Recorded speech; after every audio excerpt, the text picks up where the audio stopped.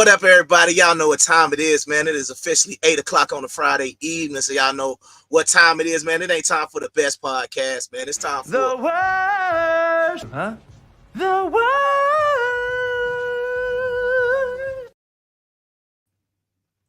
Shout out to everybody tuning in right now. Make sure y'all like the show. Make sure y'all share the show.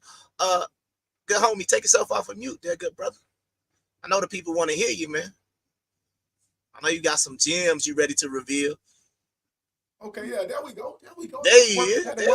Hold on, let me get my situation right. My little situation together, by the way. Yeah. How you doing, good brother? Well, hold on. What that is? Like, you got your hair cut? No, yeah, man. New vibe, man. You know what I'm saying? New vibe, you know what I'm saying? Back to low cut, shouter, you know what I'm saying? Trying to, y'all let me know in the comments. Should I have kept the braids? Y'all, is it better? What y'all think? You gotta give a little view, bro. They can't even see the top of nothing. They don't know what's going on. Yeah, you know what I'm saying?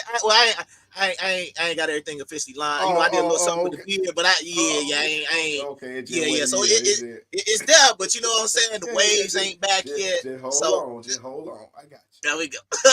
Man, go ahead, man. Oh, but shout out to everybody tuning in tonight, man. Let the folks out there know, because I know we got some new watchers in the audience, man. Got to be. Go ahead, introduce yourself to them, man. But yeah, for those who don't know, man, you already know what time it is, man. Just look at the link at the bottom, man. Hold on. That way, whatever. Thatboybirdie.com, man. It's everything you need. The one-stop shop to fix your life. We on here with the podcast because we want y'all to live better, man. We want y'all to do better things. We want your money to get right. We don't want you to be out here goddamn working and barely can survive and can't pay your bills. Your credit of 400. So pull up on me. We're doing the credit repair. We're doing the business funding, all of that. That's all you got to do. And then you know what time it is. We're going to have you goddamn up through there. But that's it, bro. You can catch the flow today. I ain't got no commercial or nothing. I don't want to give them no commercial today. I'm telling you. You don't want to give no commercial? No, well, one thing about it. Yeah, go ahead. Handle your business. I was going to say, because you know, my niece, keyword, niece, okay, is watching. So, got to do this for the niece. And my man, my brother, Kung Fu Fighting, Kung Fu Hebrew. Ho, ho, ho, ho, ha. Ho, ho, ho, ho, ha. It's the motherfucking remix. Ho, ho, ho. Ha. Ho, ho, ho. Ha. Okay, right, my man. niece. Yeah. My niece back in the building, man. So like I said, once again, shout out to everybody tuning in. Make sure in the comments, everybody let us know where you're watching from. You know what I mean? Anything that y'all want to talk about. You know, we talking about Diddy. We talking about a lot of different topics tonight. Anything you want to start off with tonight, man? It's been a lot of stuff going on this week, but we know Diddy is the main thing. But was it anything you had like burning your pocket right now? Anything you want to get off, man?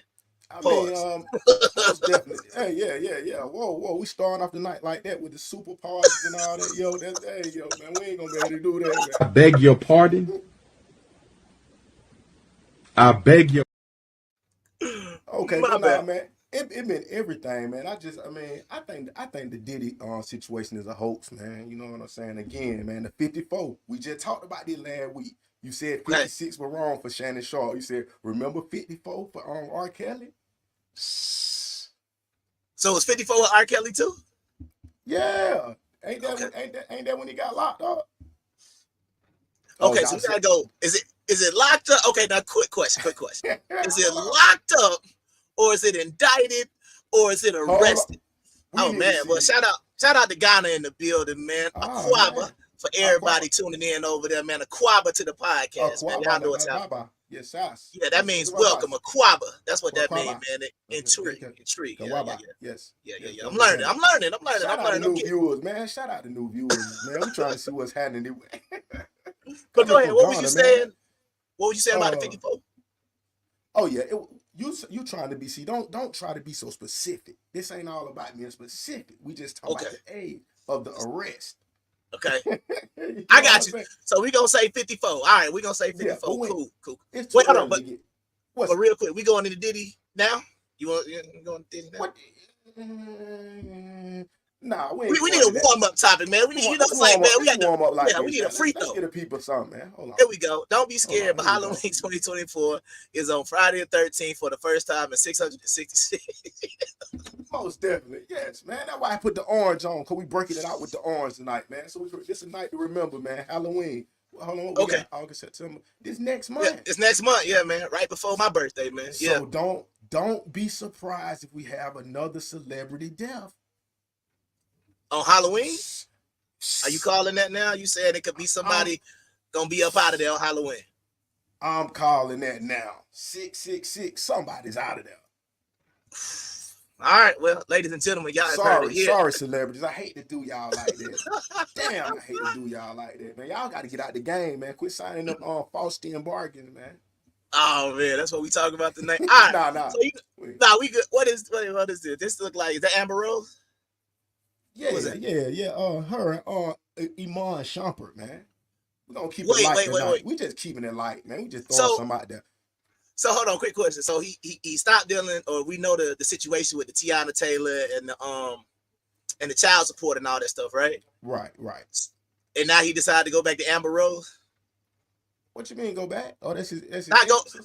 Well, my bad. You are correct. I thank you for correcting me. When I say go back, I just be like, it ain't no other women in like Hollywood.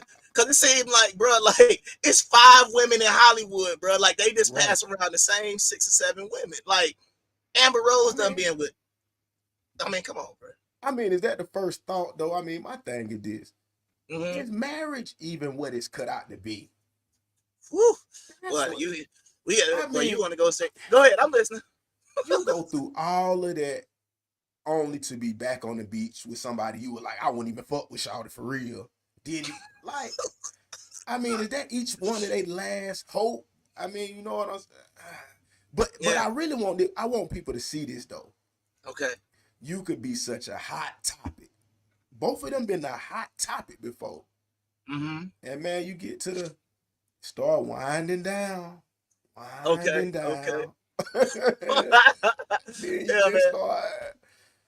Man. Yeah, like I said, man, shout out to everybody tuning in, man. Let's go ahead and do a little quick roll call. Because that's a lot of folks checking in, man. Let's go ahead. We got Angela saying, watching you live. Dr. Bias saying, yay, now time to go to bed. Danny and Miranda Phillips say money. So I'm assuming that's that good money. You know what I'm saying? That good money. My dog Chilimbe, pseudo killer in the building. Peace, everyone. And Gertrude saying it's about to go down, man. Right? So here we go. Let's get to it, man. So quick question. So what do you think about that though, bro? Do you think like do you think in like that celebrity realm, like they just want to pass around the same folks? Is that what you think is going on? Or do you just think like once you get to a certain profile, you can only mess with certain people? I mean that too, but I'm saying, is this not a I mean, really this shit show you that maybe these people don't have as many options as you think they do. You know that could be so. I mean, but that's the other thing about it, right?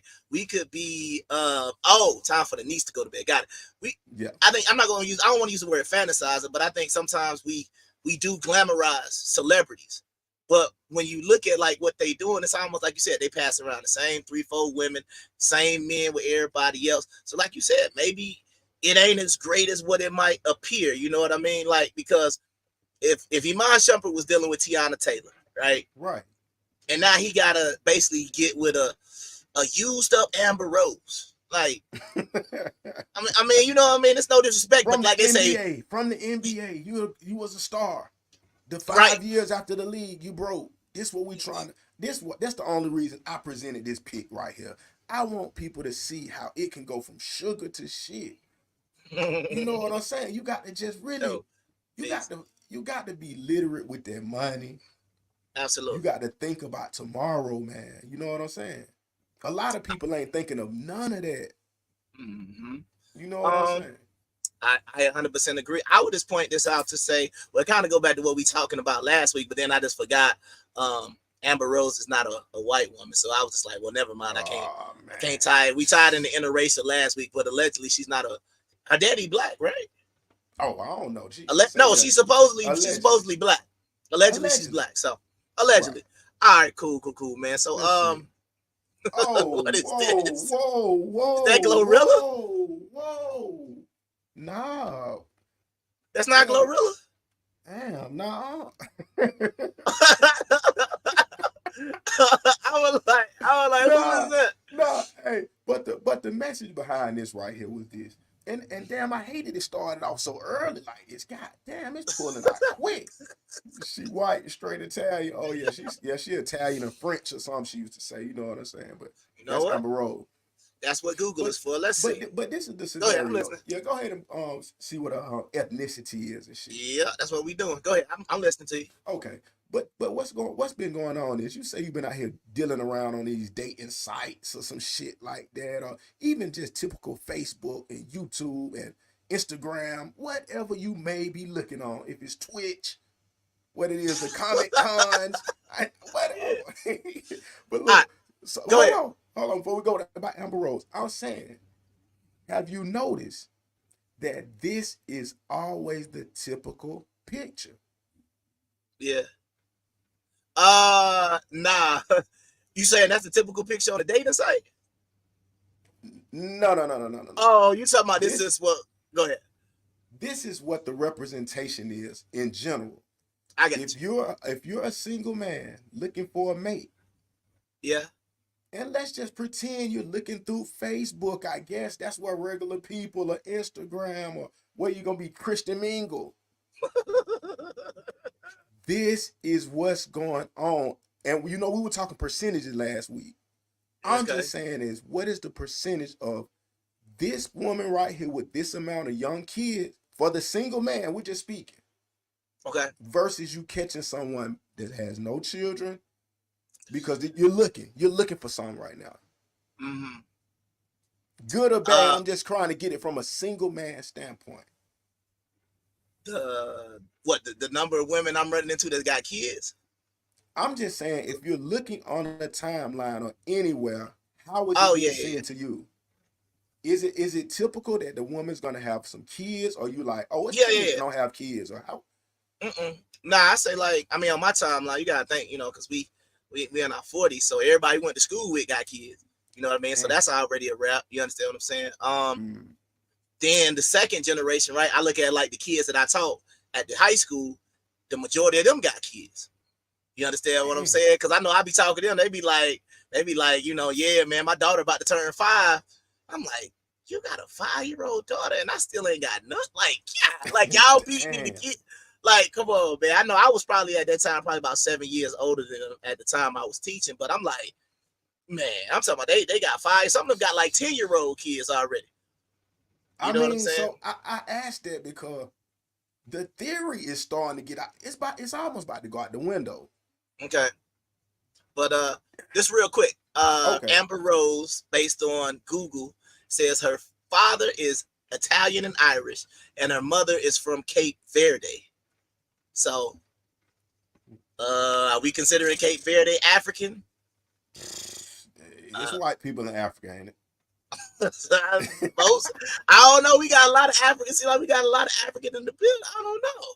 I'm pretty sure that I say the majority of the white people seem like they're in South Africa, but we'll have to see. But yeah, man, I thought this was Glorilla at first, man. I was like, dang, she done got 3 kids, but for sure. It kind of looked like it looked like Glorilla without the money. Okay, let me. That's what it looked like. But see, this is where I'm coming from too. And I know the people hate to hear the biased or whatever opinions or this and that, but my thing is this, man. I look as an older man, let's say that, as an older guy now, right? I look and see like just from picturing like the older days and shit. Back in the day, our grandmamas and stuff like that. I see that the decent women who are out here forcing for themselves to be single, trying to jump from nigga to nigga, this and that, when they really should just be with a decent guy. You know what I'm saying? They would be in a great position if they just was a regular decent guy, but they looking for a goddamn. Well, I don't know. I guess like say Idris Elba again. Nah, I'm talking about really money. Oh, I trying got to chase the riches. So I don't know, man. you. I don't know. I mean, I think at this point, it. Well, I just put it this way: it's bad. I'll put it to you like this: it's bad because I know, like you said, since like some of the sites and stuff like that, like the stuff that the women be saying some of it is out there. You know what I'm saying? Like like I like they got that I love to be spoiled and stuff like that, and I just be like, I don't know if they know how that look. I mean, they supposed to be spoiled though. That's true. But what I'm saying is to say that, right? Hold on. See, I don't know what I'm talking about. See, I'm trying to paint a picture. That's what I'm saying. I was trying to paint a picture, but y'all didn't want to feel me on the picture, man. The picture I was painting is this. For the single men, I was first giving it for them. I get it if we old and we got kids, everybody got kids. I get that. I was first asking the single men, I'm like, damn, how do it look to a single man to say, okay, my options in the market is what? That's what I was saying. And I was really kind of asking you a little bit because you saying you don't have no kids. I'm like, damn, so what do you be seeing? If you just looking around casually on the web pages everywhere, are you seeing everybody like mom of 3, mom of 8, mom of 2, the queen? Well, I was just wondering. I mean, we did the whole show about the data pool being polluted, but another thing that you gotta sort through is the non-females that happen to find themselves at these dating sites. Yeah, like they're confused. No, we ain't put. Hold on. What? You see, like what I'm saying is like you'll be on the site, right? That's what I'm saying. Get crazy, right? You'll be on the site. You'll type in, you understand what you're looking for, and then it'll be a Tyrone sitting there like, "What's good?" And you like, "Bro, why?" Pause. Oh, was that a pause, Cam? I gotta run that by Cam because I'm talking about the limp of years. I'm not saying, but all right, pause. You say yeah. Okay, Cam was definitely a pause. Yeah, I gotta call pause breakdown. Yeah, but no, that's cool. Breakdown of the pause. But what I'm saying is, well, you was a pause champion though. You got the award of the history. You in the Guinness. Yeah.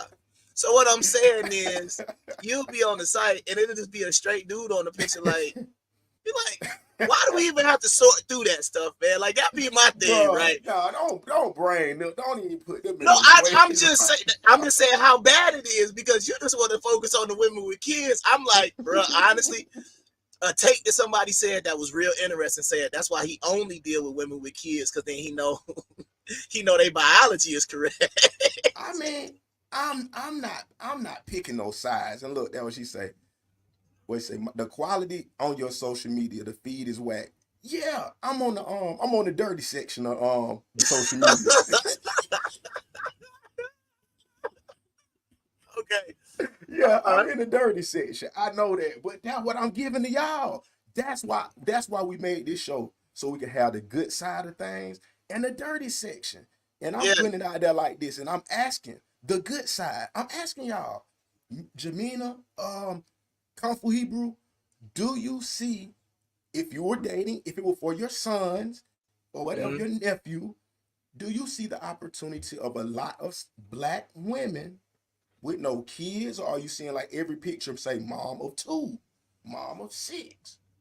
I would say, yeah, I mean, I don't see none. I'll just be honest with you because on like a site like POF, right? When I say I don't see none, I'm talking about like what you talking about.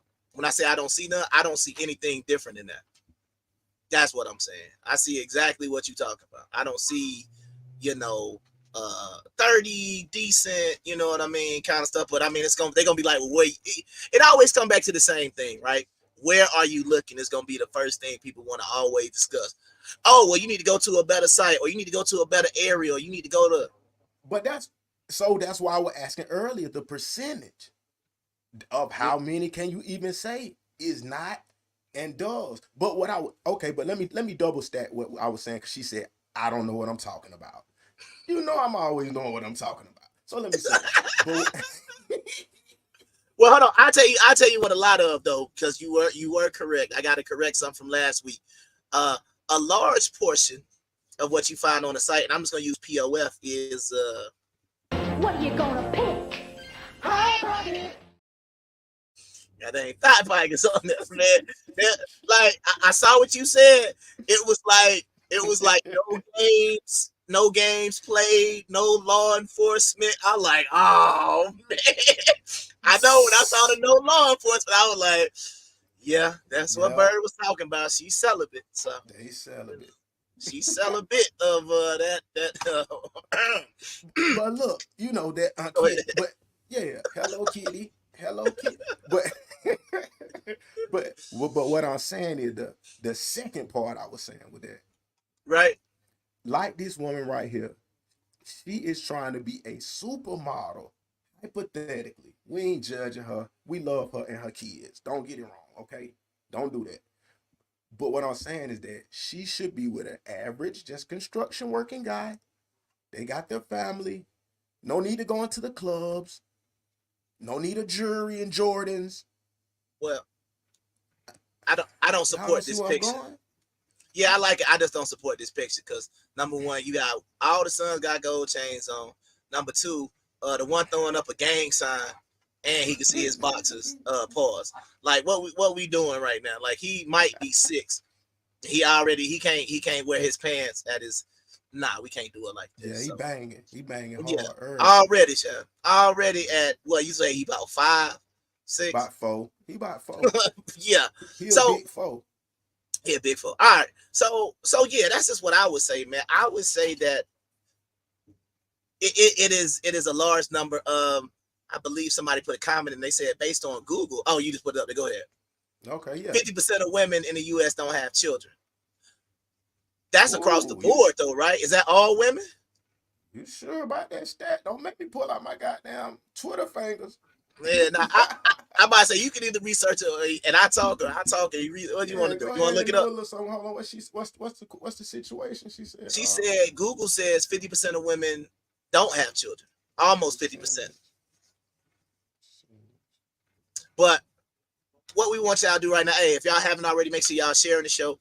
Make sure y'all liking the show. And if you haven't already subscribed to the W.O.R.S.E Podcast on YouTube, make sure you hit the subscribe button. Then scroll up on your notifications, put all. Don't just subscribe, and it'll be personalized or custom. So you won't necessarily get all the alerts. You know what I'm saying? So just make sure y'all are subscribed out there. What did Google say for you? Well, I put on the percentage of black women that have children, and it says a whopping 61%. 61% of black women have children. Yes. So that means that's 39% who don't with black women. And based on what Jamina said, 50% of all women, almost 50%, so right around 49% of women don't have kids. All ethnicities. But black women, it's only 31%. And the black men, so the thing. Oh, what about black men? Let's find that out. Yeah, we don't want to be what it is, chauvinistic, chauvinistic, or misogynist. You know, is it misogyn? Is misogynist? Yeah, I ain't want to. I know misogyny is a misogynistic. There it is. I think that's a word. I don't know. It's smarter people in the audience. Misogynistic a word, and I just make that up. Come on, man. What's up? Goddamn black don't even have number 46%, man. 46% of black men have children, or have children. Okay, so that's 54%. And then what's the percentage of men, period, that don't have children? Hold on. So once again, we want to get these stats right, man, because when we start calling this stuff out, man, we just want to make sure we being accurate with the stuff we trying to put out there. But what was I gonna ask y'all? So real quick question to the audience, man. That's a lot of women without children. They're just not on your feed. 61% of all men. 61% of all men and 54% of black men don't have children. So that means that for all men, that means that, like we said, 39% of the population is reproducing. Wait, what you mean Google isn't the best source? We can only go with what we got. Yeah. No, I'm saying we got to go with what we got. We can't say, goddamn, NASA ain't the best space research system. It's the best we got. Yeah, I would actually agree. I mean, I don't know if he's making a comment, but he said that implies black women are having children with the same black men. I agree with that. We agree with that. We know that. Absolutely. Good point. Good point. Corrected Felon Podcast. Because- you knew that. You knew that. That was like a dart. You were just laying back with your dart gun like this. But no, I mean, but you got to think about it. If we are having so-called black children with 2 black parents, and 54% of the black male population doesn't have kids, and what was it, 30 what percent of women, black women, or was 61% of black women have children, right? My boy say, look, have y'all told Google that y'all have kids? Nigga, it's in the system, nigga. No, it ain't go. You said Google. Come on, correct it, fella. You can't tell me Google gonna customize it. So if I type something in, like my sister, you know what I mean, she got 4 kids, right? So if my sister put it in, she gonna get a different. Damn. She gonna get a different percentage. She was married. Relax. Oh, okay. She did it the Don't right do it way. like that. She did it the right way. Like she might got a little partner that sweating or something. She like, well, I got one. Hold on. nah. Or she could do like some women. She say she don't have no kids because none of them don't live in the house. You know that's that thing, right? They You do only that. count Is the that kids that is live in the home. Is that wrong? Is that wrong to lie about the children? It's absolutely wrong to lie about them. Absolutely. If you don't have no kids, that like I don't understand. Like you still birth the kid, so regardless of whether or not they in the home or not, it shouldn't matter. Oh man, That's still your child, right? So like she should be stoned to death.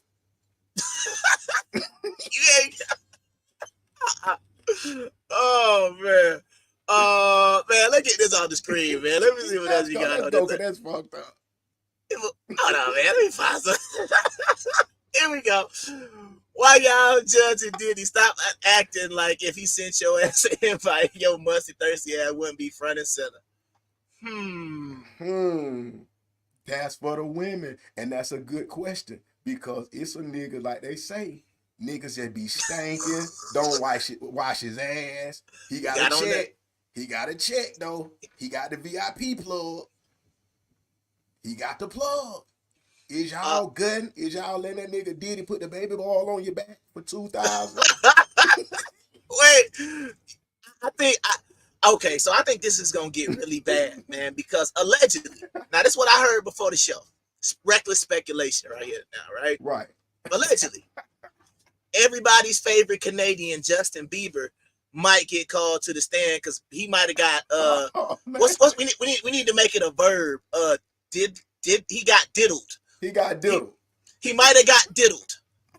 You understand what I'm saying? So yeah, man. I just don't know how deep this goes. What I want to find out is I want to find out if the truth is about those video cameras in the home because I'm waiting on some of these like high level. Like we got an election coming up. We ain't going into politics. Y'all relax. Don't click off. Not yet. I'm just saying.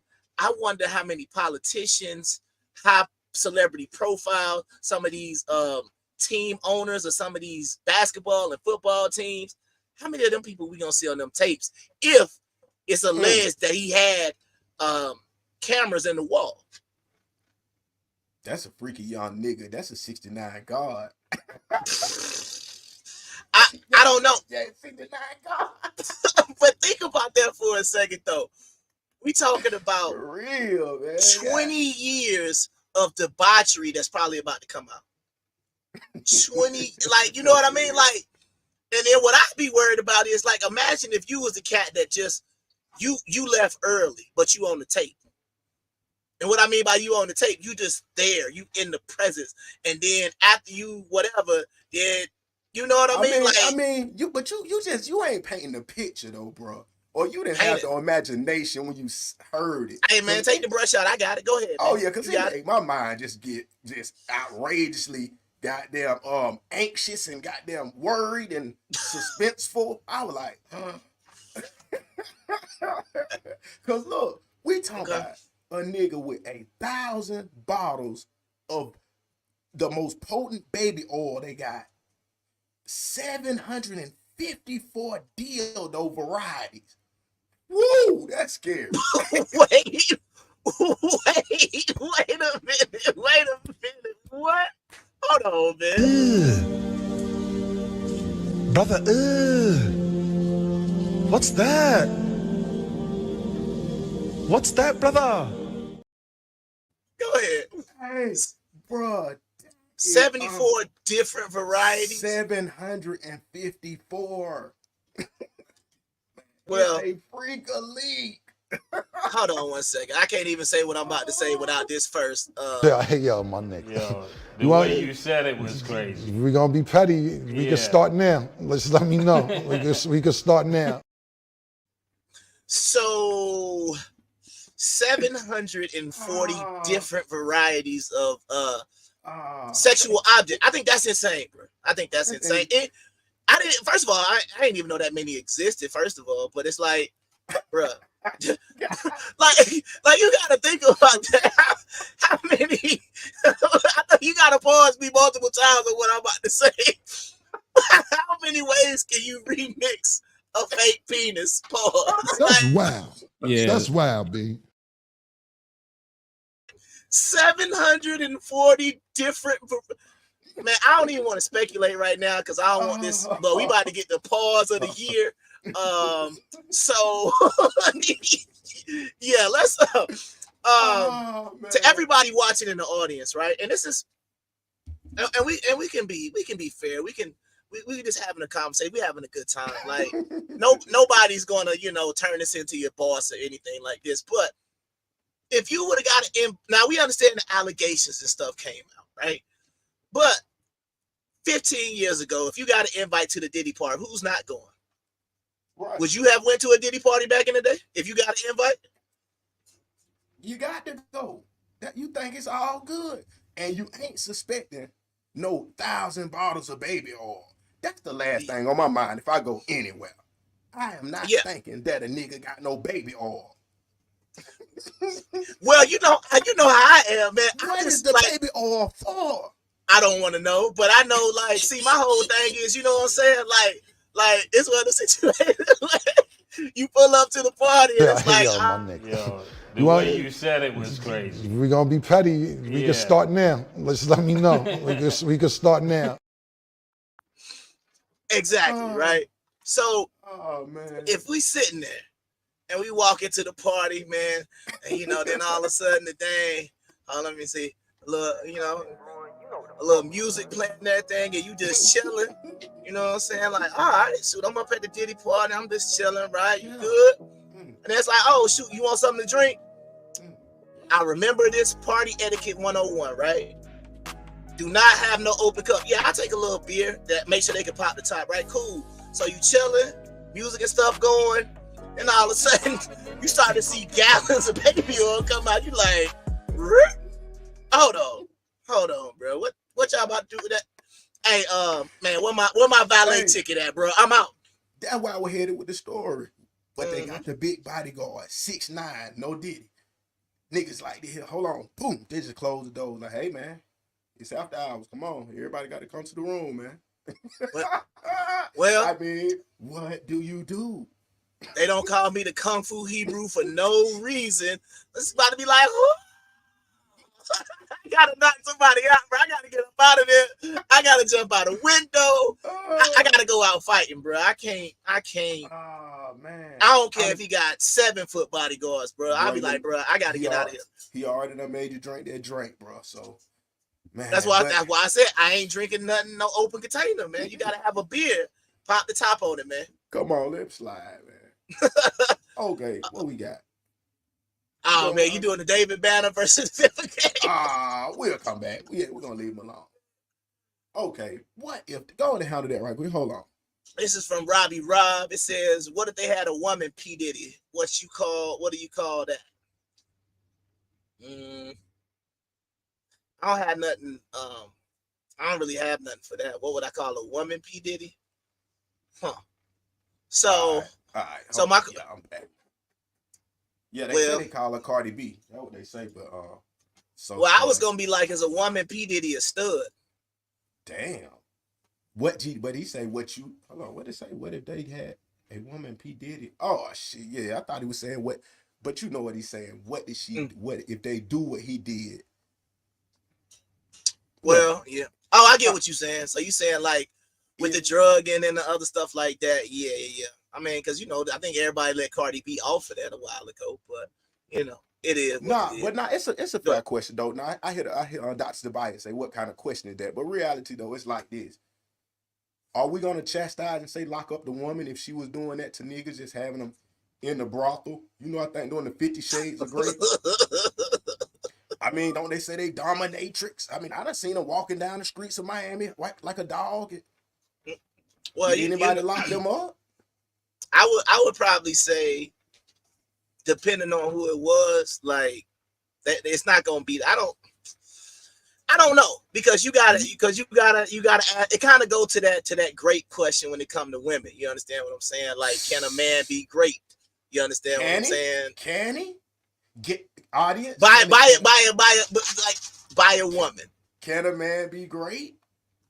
By a woman. By a woman. Ooh. I have to say yes, just because we live. Look, the reason I say that, look, she talking about no double standard here. So can a man be great by a woman? So it is a double standard there, right? I'm gonna say yes, just because we live, but I would need to know I guess you could say if a woman, like, you got to think about it, if a woman, forced herself on you, I guess it's the same rules got to apply. If you say, no means no, right? Because I'm saying, it's plenty of folks I need to just go back and say, like Cassie, hey, you know what? Shawty assaulted me. So 30? Shit. But that's what I'm trying to say. So, or can a man not do it though? That's what I'm asking. So then it gets into that gray area, and this I would agree kind of with it. Well, what I'm saying is, and I'm not going into this conversation that I have with my boy because it'll get the channel taken down. But the question is, what? No Diddy. How can no, they don't talk like that. So we were talking about gay. It wasn't no conversation like that. When I say get the channel taken down, I'm talking about the mechanics of grape.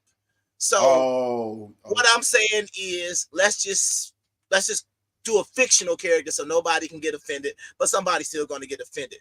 Rasputia, right? Everybody know who Rasputia is, right?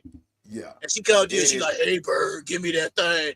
And you be like, no, I'm good. And she just fall on top of you. No Diddy pause to all of this stuff, right? Right. At that point, I guess you could say it's you don't have the strength to push her off of you. And she about a good 450. Would she be labeled as a maniac, federal charge, assaulter? Like, I don't know, but this is the other, but once again, I hate to ask this. I'm gonna have to ask this question though, right? Now, some people could just say it's just because, but we gonna speak to the men. We're not gonna talk about the women because I know that's way too quote unquote sensitive. But as a man, Rasputia fall on you, and she trying to, you know what I mean, do whatever she trying to do. My question is, can she grape you if you not aroused?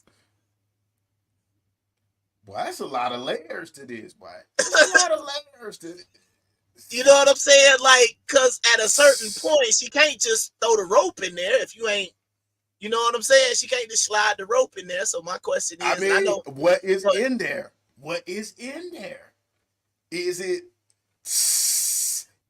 a little scrub against the thigh? And you thought it was in there?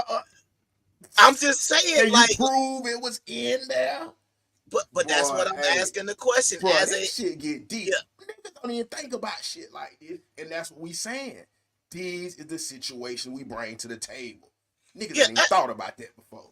Because that's all I'm thinking about, honestly, like you said. Because if we gonna talk about the men, we're not gonna talk about the women and what they gotta go through because somebody gonna get triggered. But all I'm saying is it possible? Like she said, I'm not sure where this is going. Just shoot it. It ain't about where it's going. I'm just asking a simple question. If a man is great, right? And I guess you could say, well, I guess if you just around the area long enough, you just go to get a. I don't know, but anyway, Let's move on to something a little Yeah, lighter. she said, where's it going? Yeah, it's too. You digging in the grave, buddy. You like this. Yeah, but yeah, that's what we talking about. This is what you see. So this how I kicked my feet up the other day and just told them who's selling it. Who's selling it? No Diddy, man. What you gonna pick? That's who's selling it. That's the way niggas kicking it now. It's just like that. Because if everybody online butt ass naked, why not? Yeah, I get it. Man, I don't even know if I had the picture saved, but I just wanted to mention this. Okay. And this could be my dirty section timeline. Cool. But I'm talking about, have you ever scrolled down the timeline and you don't even see nothing but Levi emblems and True Religion horses? You just see back pockets. Back pockets or G-strings. That's it. Hold on. It's like a minotaur. I like the half of the body. The top half ain't even on there, just the ass. No, nothing. Yeah. or I would say like a lot of the gym pics of the gym video always squats. There's no other exercise but deadlift and squat in the gym. But look, and it wasn't meant to be like a joke, but it's meant to be this. Think about this. It's gotten to the point that it's nothing but certain people, and they might be getting money off this shit now. Oh, Dirty Bird. Yeah, it's the Dirty Bird section. But yeah, let me tell y'all, let me invite y'all in. Are those your feet? No Diddy, but are those your feet? Look at the little feet. Burberry's. Yeah, I told her what's up. I'm telling you, who's selling it? We asking. This is a campaign at the same. It's a show. It's a show. That's hilarious, man. That is funny. But hey, I just wanted to introduce y'all to that on the dirty section because y'all say that's not what y'all see. I'm talking about there's no human head on the body. It's nothing but the waist and the ass in the whole feed. And that's what I'm talking about, back to back to back. Yeah, I agree with this. You see this right here? It said it's sad because women don't even let men wonder what's under their clothes. They showing it all. Exactly. So from a male perspective, if you already showing all your body day one, or you show not even day one, it's like day zero, because we ain't even hollered at you yet. We can just go to your timeline and see you half naked. Like y'all. But listen, and I don't want to cut you off, but she right about that. And I want you to continue on after this or with this. That's so true because now it's like we used to talk about this locked up. Well, on a vacation one time, me and my partners and shit, a little male trip, no deal. But yeah, used to be like it was just that mystery when they got a little bit of clothes on or the nice dress with the, it's just the mystery of goddamn getting the clothes off or something. Absolutely. Now all of that's gone to the point. It's like, after seeing that much, can you even be entertained? I don't know. We not desensitized. I would say to that individual, you definitely would be, but I think as a whole, I think we definitely desensitize to nudity these days because it's everywhere. Like everybody is half naked somewhere. Like all the mystery is gone. Yeah, but I'm starting to think like this is it's an agenda, right? Because like right now, if you go to Instagram as a man and you click on search, bro, everything that come up is horrible. You understand what I'm saying, bro? It's nothing but, like you say, torsos. It's nothing but torsos. It don't matter what you got. Where you That's on Instagram. When you go to Instagram, like watch it, I can go to Instagram on my phone, right? So why you saying that you didn't know what I'm talking about? Torsos. That's what I should have said. Yeah, it's just nothing but torsos. It's nothing but BBLs. It's nothing but people with plastic surgery. It's nothing but like that when you go straight to the search. And what I'm saying is, like Jamina is saying, it's your feed. I'm like, nah, that ain't even my feed. I challenge any man to go on Instagram right now. It don't matter what you ever looked on. Just go to Instagram right now and type search. Don't type anything in, and I guarantee you it's nothing but half-naked women on there. I'm finna show you what's on the feed. I'm finna show you because we taking our time tonight. Got some viewers. We ain't gonna rush because I got so much to talk. We got so much, but we're gonna show you. Yeah, just relax. Everybody relax. Who said that? Who's the person who used relax? Was that Aaron Rodgers? Relax. Yeah, that was Aaron Rodgers that got that. Relax. Yeah, now we finna check this out. Let me see, can it pull up both pictures at the same time? Is it gonna knock one of them off? But this is what the feeds look like, Jamina. Not on Instagram. Not on Instagram. This is what the feed. That's Instagram. But I'm just saying, yeah. Even if it's closed on, why are you showing that? I'm just confused. Hold on, let me get this to a woman. Hey, ladies, why would you put that picture up? What does that advertise? What does that sell? What does this stand for? Can somebody help me to understand if you show a headless body and a torso, what does that mean? Absolutely. So once again, what do you I'm like, she talking. She talking about. Oh no, I'm done. I don't even know if y'all gonna be able to see my. Nah, you can probably see the BBL. Let me see if I get the right angle. You see that? Oh man. Bad BBL picture, right? All right. So all I'm gonna do is click search. Now I only got. Let me see how many people. I don't even know how many people I follow.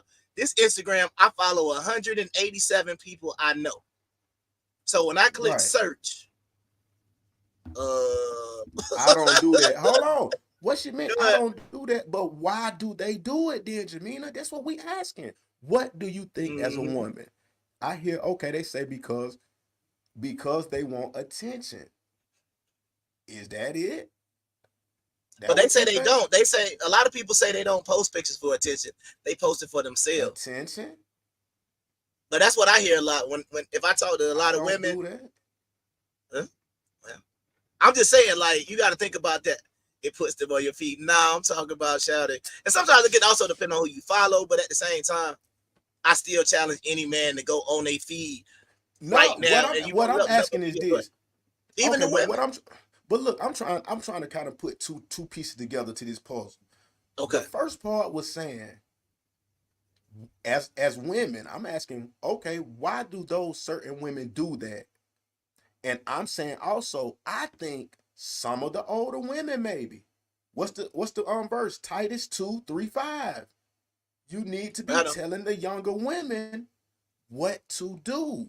And I'm saying that you need to be telling them that some kind of way, y'all need to be with regular guys. That's what I was saying earlier about the regular guys. What are you trying to be a superstar and a celebrity for when you just need to be with a regular guy? Because now you're just showing your torso. But what you think about that? She said they posted for themselves, but then they put it on social media for everybody to comment on it. Attention, like I said. Right. I don't know. I feel like every picture on social media of yourself by yourself is a thirst trap. Period. Because men like it. Now that's true. The men like it, but I mean, but the point is, when you say men like it, yeah, men, we are. I mean, period. We very sexual creatures. You understand what I'm saying? But it's like that can't be. But just because that is an aspect of who we are as men, that doesn't necessarily even mean you should feed into it. It go back to this though. Do you want to be washed up down to your last? Used up 145,000 miles on the cat. Is this the move though? I don't know. I don't know, but I mean, but you could, but see, the thing about it is, some of the women will be like, and I'm gonna jump on y'all side for 1 second, and then I'm gonna hop back into the center where I normally stay, right? So. Right. Some of the women will be complaining. They'll be like, oh, y'all want to sit here and bash the women, but why is the only man in my DM look like this? Hi, babe. Ooh, why you taking us seductive pictures like that? You got me in love with Instagram and I ain't never met you. Girl, stop seducing me like that. I love how your beauty look. Bye, babe. So what do you say to the women that say that's the guy in their DMs? Bye, baby, bro. That's in their DMs. And we sitting here talking about how bad the women are, all the women with kids, but then you got these dudes like vibrate, shout it, whatever we want to call them. That's who coming in their DMs like, how you doing? But he must have just saw that torso. So this is what I used to tell people, right? Back before I got married, back when I was like my old single days, when I was out there for real. What I used to tell the women is like this. Whatever you present to the world, whatever energy you put out there in the world, that's what you're going to get back. So if you be like, well, dang, why I don't get nothing but hoes? You putting the whole energy out there, period.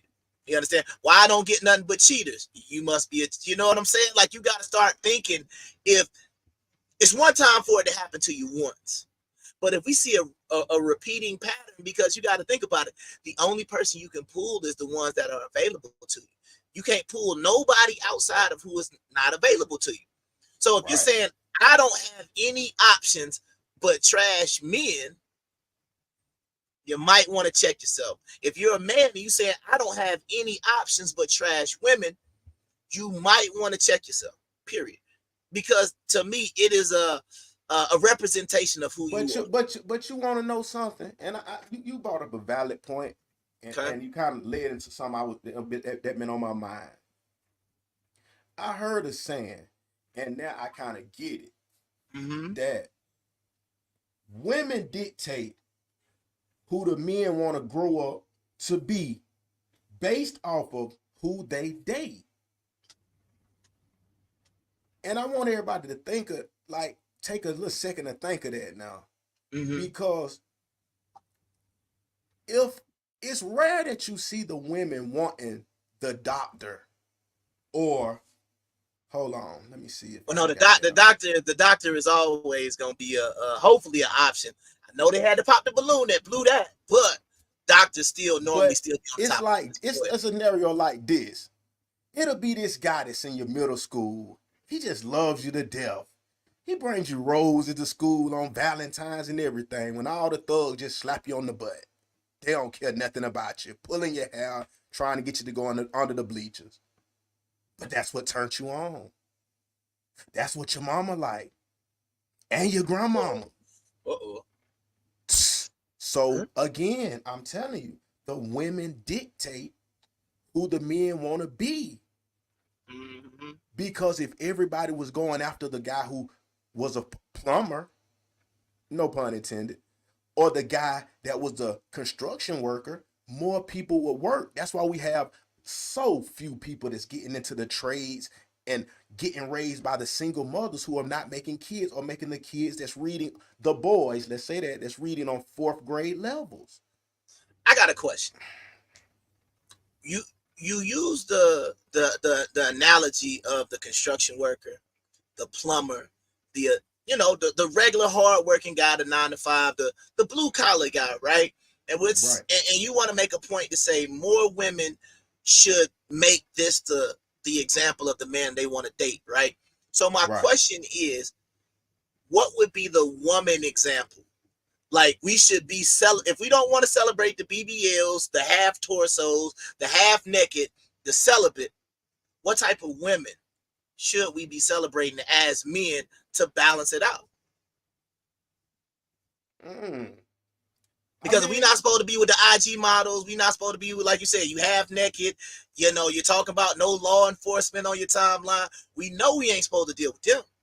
So what we saying is, if we overlooking the good women to go for the girl that's got 50 roses on her page, you see what I'm saying? But this is what I'm saying. When that question is always asked to me, I'm always present the same situation, and she's always sitting in the living room waiting on me to call on her. Go ahead. And there she is. This is what we got going on.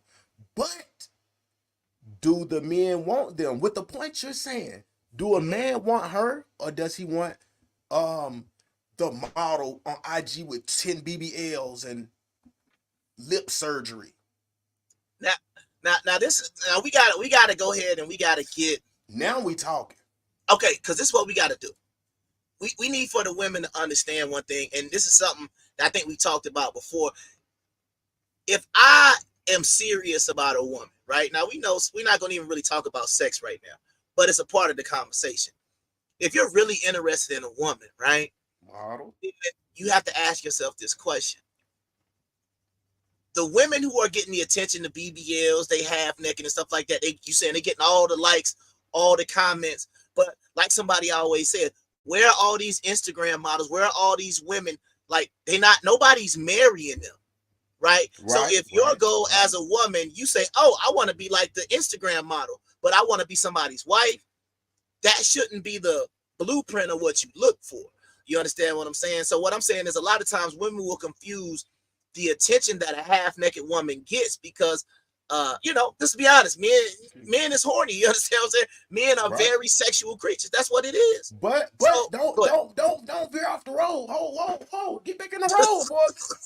Where I'm going? The road. I was on the road. Okay, but why I say that is because hey, look though. But why I say that is because the whole point of the matter is this. We already kind of, I don't know what number, we could get specific, but I'm going to just let the numbers be whatever right now on the percentages. But we talking about how many broken homes it is and how many single parent households we got as blacks. We can get into other races later or whatever. We just talking about blacks right now. Single parent households. So with that, though, if the women are creating, that leaves most of the time the women are creating the son, I guess we can say that too. I don't know what the scenario is. 2 lesser men and they got 10 kids about it because y'all said a small percentage of men is messing with all the women in a sense. Kind of. Okay. Right. So it's not daddy can't be there because it's too few daddies for too many kids in a sense. Right. So now the question is, what type of man is the woman trying to raise? And what is she wanting to raise? Because would she want to raise a nerd that's got his life together? He's graduated with honors, the valedictorian, and would you be better with if he a nigga that just be knocking niggas out? He got them to pull that blade and effing in on the nigga. I mean, what do you really want though? Versus what do you date? Absolutely. That's a great question. And I'm going to have an answer for you when we come back from commercial break. I just want to let everybody know the W.O.R.S.E Podcast is brought to you by Southern Fusion Bistro out there off of Riverdale Road. We might have our first legit, not going to say legit, we might have our first paid sponsor. I just got an email. So I'm going to try to go up to the max, you know what I'm saying? So because we might have our first actual, in quotation marks, paid sponsor coming. I get some more information. I'm just trying to look at the contract. I'm gonna send it to you or whatnot once they send it back to me. But most definitely. Right now, like I said, we already tell any black business, any business period, for the most part, you're not a major person or whatnot. You can advertise on the podcast for free. You can email the W.O.R.S.E Podcast at gmail.com. You can email me at comefromhebrew@yahoo.com. Whatever you want to do to get your stuff on here. But right now, like I said, we talking about Southern Fusion Bistro out there off Noah's Ark Road. Continue to support black business. Continue to support my cousin. Like I said, they got some good food out there. I'll let the commercial speak for itself.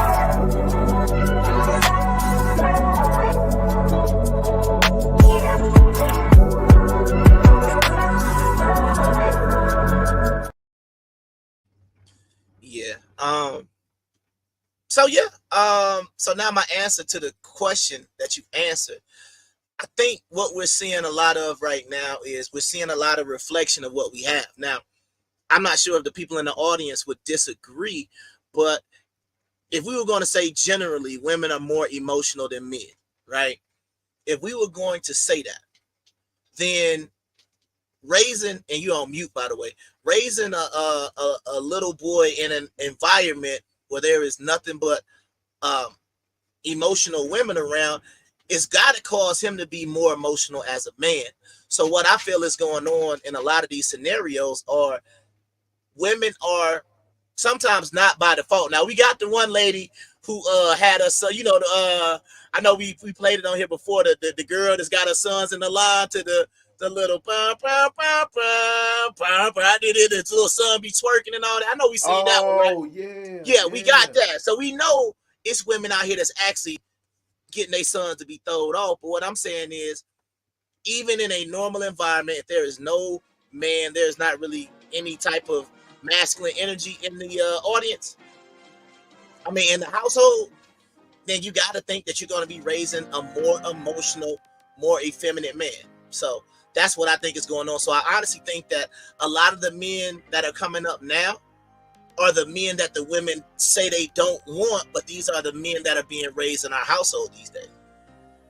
So, ladies, that's why I'm going at that. What do we really want? Do we want to have a breeding farm of nothing but the great men, and then for you to raise them, and then you only want the street nigga, the drug dealer, the ball player, the scammer, because you got to be rich. These are the only options. You can't get rich. Mm-hmm. No other way, remember. Do we know that? Yeah. I think getting rich at this point, you ain't gonna get it by yourself. You're gonna have to do it with somebody. Like, for real. Like, if you're trying to get rich by yourself, good luck. That's all I'm gonna tell you. It's gonna take something illegal. You said it. You said that. I mean, obviously, that's just what I'm saying. How you do it the legal way by yourself? I'm only putting it out there because everybody feels being rich is right within their fingertips. They right there. They can grab it. No Diddy. I was like, well, that was unbelievable. Like, Cameron, wow. It's right in their fingertips. Wow, that's wow. Wow. But no, I get what you're saying though, right? But I do feel like, but this is my thing, right? And this is what I'll say, me personally. The money and things like that are cool. But it's like, at this point, just finding somebody that'll act right. Like, it used to be, oh, I want a bad one. She gotta do. Now it's just like, Shawty, can you be loyal? Can you support somebody? You understand what I'm saying? And literally, are you a good person? You understand what I'm saying? Like, when I mean by a good person, I mean, like, do you have any morals or values about yourself? Meaning, certain things, and this is what I complain about a lot. Certain things shouldn't have to be told to somebody for them not to do it. Like, if you a man, it would be crazy for you to walk out the house and your girl be like, hey, have a good day at work. Hey, make sure you don't cheat on me today. You'll be like, why did she say that? You know what I'm saying? But it seems like sometimes they don't say that. But that's crazy if they are saying that. But what I'm saying is, certain things shouldn't have to be said in a relationship, period. So I think that's a big problem, is because, you know, based on how they was raised, based on the type of experience they have in relationships, they don't give that same energy off that they want to get back. You see what I'm saying? So it's like they can say, oh, I want a man to pamper me, but it's like, oh, you gonna pamper the man? It's about me. You understand what I'm saying? So I'm like, it's got to be some equality in these relationships, period. What you think? I mean, that's back to the stud. She just realized, hey, I can't be no stud because them women ain't doing shit. I don't know what she said. She going back straight. She said she going back straight because goddamn the women do nothing. But then again, we gotta keep it real. I'm glad you went to this point because I want to add this part. I want to make sure it comes in on the right side of the thing. No dig, but no doubt. We gonna keep saying that and get don't get, and whatever way you want to look at what you just said. But then again, we gotta look at this. We gotta look at this point of view too, because we just skipping over this right here. Everybody has been skipping over this right here. Hold on, let me goddamn find this shit. Hold on, here we go. Bam. Hey, oh, okay, bam. Hold on, you're right. Hey, but goddamn, where you at? Why? Hold on, these goddamn files. Hold on, it's 50,000. Well, I know we about. Well, hold on, this real quick. I know what we about to get to. What we really need to get to in this whole conversation is, the crux. First of all, we must internalize the flatulation of the matter by transmitting the effervescence of the Indonesian proximity in order to further segregate the crux of my venereal infection. So let's get to it, man. We got to get to the crux of the problem. Let's get it. All right, let's go. Spin that bin, boy. Oh, there you go. Let me put you on something. When you're dealing with these bitches, it ain't always about how much money you spend. It's who fuck the best. Shit, you sweating the bitch on the dick. You know a nigga dick, they got 2 pair of jeans, wear fucking flip-flops, and hoodies in the fucking summertime. It ain't about how much money you got. It's about who fuck the best. Most definitely. I'll leave that for the comment section. Is that more important than money? You know what I mean? Is the sex game more important than money then? You saying yes? Yeah, man. Huh. Well, because the reason I say that too, I know you go on a tangent, but I just want to get there and say it like this. Yeah, I know, and I want you to remember that. So. I got it. I done locked it in. There's no money more important. But what I'm saying is this: if we gonna get one side and make it seem like all the women is just playing and doing niggas dirty and this and that, you gotta get a side of the men that's loving it, loving them playing, loving them doing whatever they do, and they getting their way. They getting spoiled and everything. Right. You know what I'm saying? So you just want to put that out there, because I ain't want to see one-sided. Like, we don't get that side of the situation too. Every nigga's not getting played. Some niggas got them getting spoiled every day. They only got a job. They just play the game all day and scroll. Play the game and scroll. Well, as I tie all this together, right? Because I'm about to do some jujitsu here real quick. I'm about to tie it all together and lock it up, right? So I'm gonna say the money, right? Because if you look at the name of the show, Feds Arrest Diddy. That's what we talking about tonight, Diddy. And you have to say, what was the draw to Diddy? And I'm not gonna sit here and speculate on how Diddy's performance in the bedroom is. I am just going to say the only reason why he could have 80,000 gallons of baby oil or however much it was is because of that money, because of what was going on in that home. I'm still going to say that I think money trumps sex, because you had that one lady on there talking about 300 pounds, talking about sex ain't that important if you love her. So real, genuine love can kind of diminish the sex a little bit. But I always think that money and that's never going to change. You understand what I'm saying? That's always... go ahead. But I guess it's this then. Same way it's going to be a simp to save every disaster of a woman, possibly. Yeah. It's going to always be somebody to save the disaster of men. Yeah. I guess we got to look at that side of it. No one really thinks of that, but what's up? I was just gonna say, I'm glad you brought up simp, because you know, if y'all haven't been if you ain't following one of the hottest new artists out there, my dog Luther Vandross out there. Boy got about 11 singles that's just all bangers. But he got another song that's about to come out here recently, and it's called basically kind of sort of like the Fat Joe I Don't Want to Be a Player No More. It's called I Can't Be Your Simp No More. You know what I'm saying? So that's gonna be dropping next week. You understand what I'm saying? We gotta let them know, like, be a freak no more. Don't want to be a freak no more. So there you go. We no more simping, man. Like, we gotta stop this. You understand what I'm saying? And what I'm saying is we gotta stop it on both sides. Cause the other thing, I'm not going front. I hated the pick-me's. Remember when the pick-me's was the thing? What stopped me? What stopped the simping though? What is stop the simping? You just shooting spot there. The people don't get it. What stopped the simping on both sides? Okay, from the men's side, to stop the simping, it means that, number one, men, we have to do a much better job of who we are. Number one, selecting to procreate with, because it ain't gonna be all these baby mamas out here making black children unless that 20-30% of men keep shooting the club up. You understand what I'm saying? So we gotta be more select. So when I say simp, we have to start putting ourselves, like I was, in an unbalanced situation from the beginning, meaning I enter a relationship and I'm already at a deficit, meaning I don't have no kids. I have to only deal with women who don't have kids from this point on, because if I know if I do it again, I'm gonna be putting myself in a deficit, because I'm coming into it saying, baby, I'm all about you, right? And she's like, I'm all about my kid and I'll get back to you later. And if she ain't all about that kid and she's all about you and she just disregard her kid for you, either way it's bad. So what I'm saying is, people gotta, first of all, when we say stop simping, you gotta stop putting yourself in these unbalanced scenarios and saving these women, or who have basically made whatever decisions they made to get them to that point. And from the women's side, we gotta have these women stop trying to just say things that they think men want to hear, but they know that's not who they are. That whole pick me phase, them women didn't believe what they was actually saying.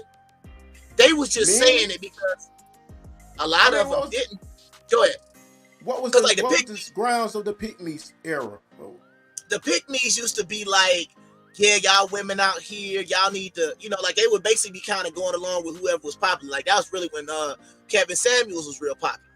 So they would be going around telling the women, hey, y'all need to go to the gym, ladies. Hey, you get fit, you'll update your dating profile if you lose some weight. You see what I'm saying? That go for the man too. They gotta stop telling women that. Well, we gonna get to that, right? But when it comes to the women had a whole movement based on, the whole pick me movement was based on a group of women who said, we're gonna agree with the men. Oh, y'all women need to be more submissive. Hey, these men don't want all these women with kids. It's like, all right, cool, but you got 5, ma'am. How you gonna be like, it's almost like they was almost saying things that were detrimental to who they were as a person, just so they could get some likes. So that's what I'm saying. We got to just stop it, and everybody got to be honest. If you don't really feel that way, don't lie about it just to get some likes or just to get some attention or just get some dudes sliding your DM just to find out you're terrible and you don't believe nothing you said online. Because a lot of times with pick me's, right, you be like, shout to be like, oh, women who look at So you saying the pick me is something like this. You get with her online, she your number one fan, she on there every day saying, yes, I was serve my black man. I will serve my black man. And then you get in her DM, be like, hey, you really like that? And she's like, yeah, that's me. That's me. And then you pull up and y'all start goddamn dating for like 2 dates. You pull up and you like, it's time to serve that man. And she like, oh, I don't do that. You understand what I'm saying? You got a pile of clothes sitting over there. I'm like, did you say, you was singing the song, I cook, I clean, and then all of a sudden, I'm like, hey, I got a bag of clothes. That was just some internet stuff. So we got to cut that out. But real quick, I just want to address what she said. I 100% agree with you. I'm tired of dudes, because this is the one thing I be saying every day on the show.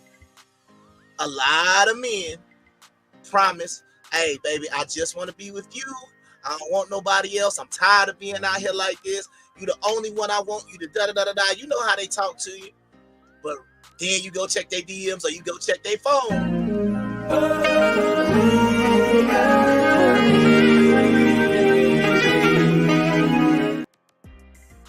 He got 30 women in his DM, but he's telling you, oh, baby, I'm all about you. We got to just stop all the lying. What I'm saying is like this, body. And it's the bottom line. If you want to be a thigh pocket, just say that. Somebody will pay for it. If you want to actually have like a good, meaningful relationship, you need to actually do, in my opinion, what it takes to try to get yourself in that position. Damn. What you got? I'm just trying. I mean, I'm hearing both sides of the situation and all that, but then you got situation that be kind of like this. What is this? Single successful men that don't date women with kids is so sassy to me. Baby, how you a grown man but scared of some kids? How you allow some kids to let you miss out on this good woman? It's giving you weak. Okay, so I got. Wait, hold on. Okay, so see now I gotta call it out, right?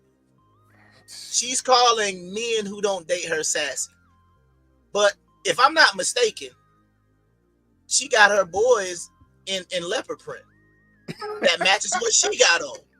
She don't think she gonna raise no sassy little boy. He got leopard print shorts on to match his mother's dress. I like that So perspective. you can't be calling grown men sassy when you got your little boys in leopard print, because that's something no man should ever be wearing. Period. Leopard print. What are we talking about? No. And then and since you spent it that way, my thing is that little boy there, or anybody's for that matter. Do you advise them, if they worked hard and got their life perfectly together, to take on this situation?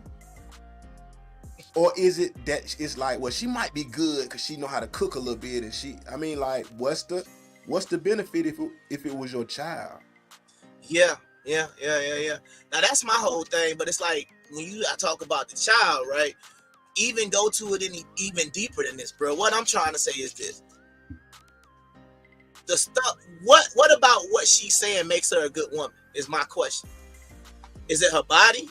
Is it the fact that you can say, okay, she's attractive, she got body, right? That make her a good woman because she's attractive, got body, and make a lot of money? We got to start redefining what a good woman is, because to me, I don't, based on what the post is saying, all it talks about is her money, and you obviously can see her body, and then you see her kids. And they're saying, if you don't want to deal with her, right, then that's something wrong with you. And what I'm saying is, women, like a woman like this, because you already know sometimes the picture don't be what the woman herself is thinking, right? But what I'm saying is, in this scenario, that woman, right, we could say, hey, would she date a plumber? Would she date one of these regular guys? And what does it mean if she wouldn't, right? And we say the same thing. Ladies, you're missing out on a good man because you want him to make $500,000 a year. You understand what I'm saying? But we can't call the women sassy, or, we pretty much can just call them stupid.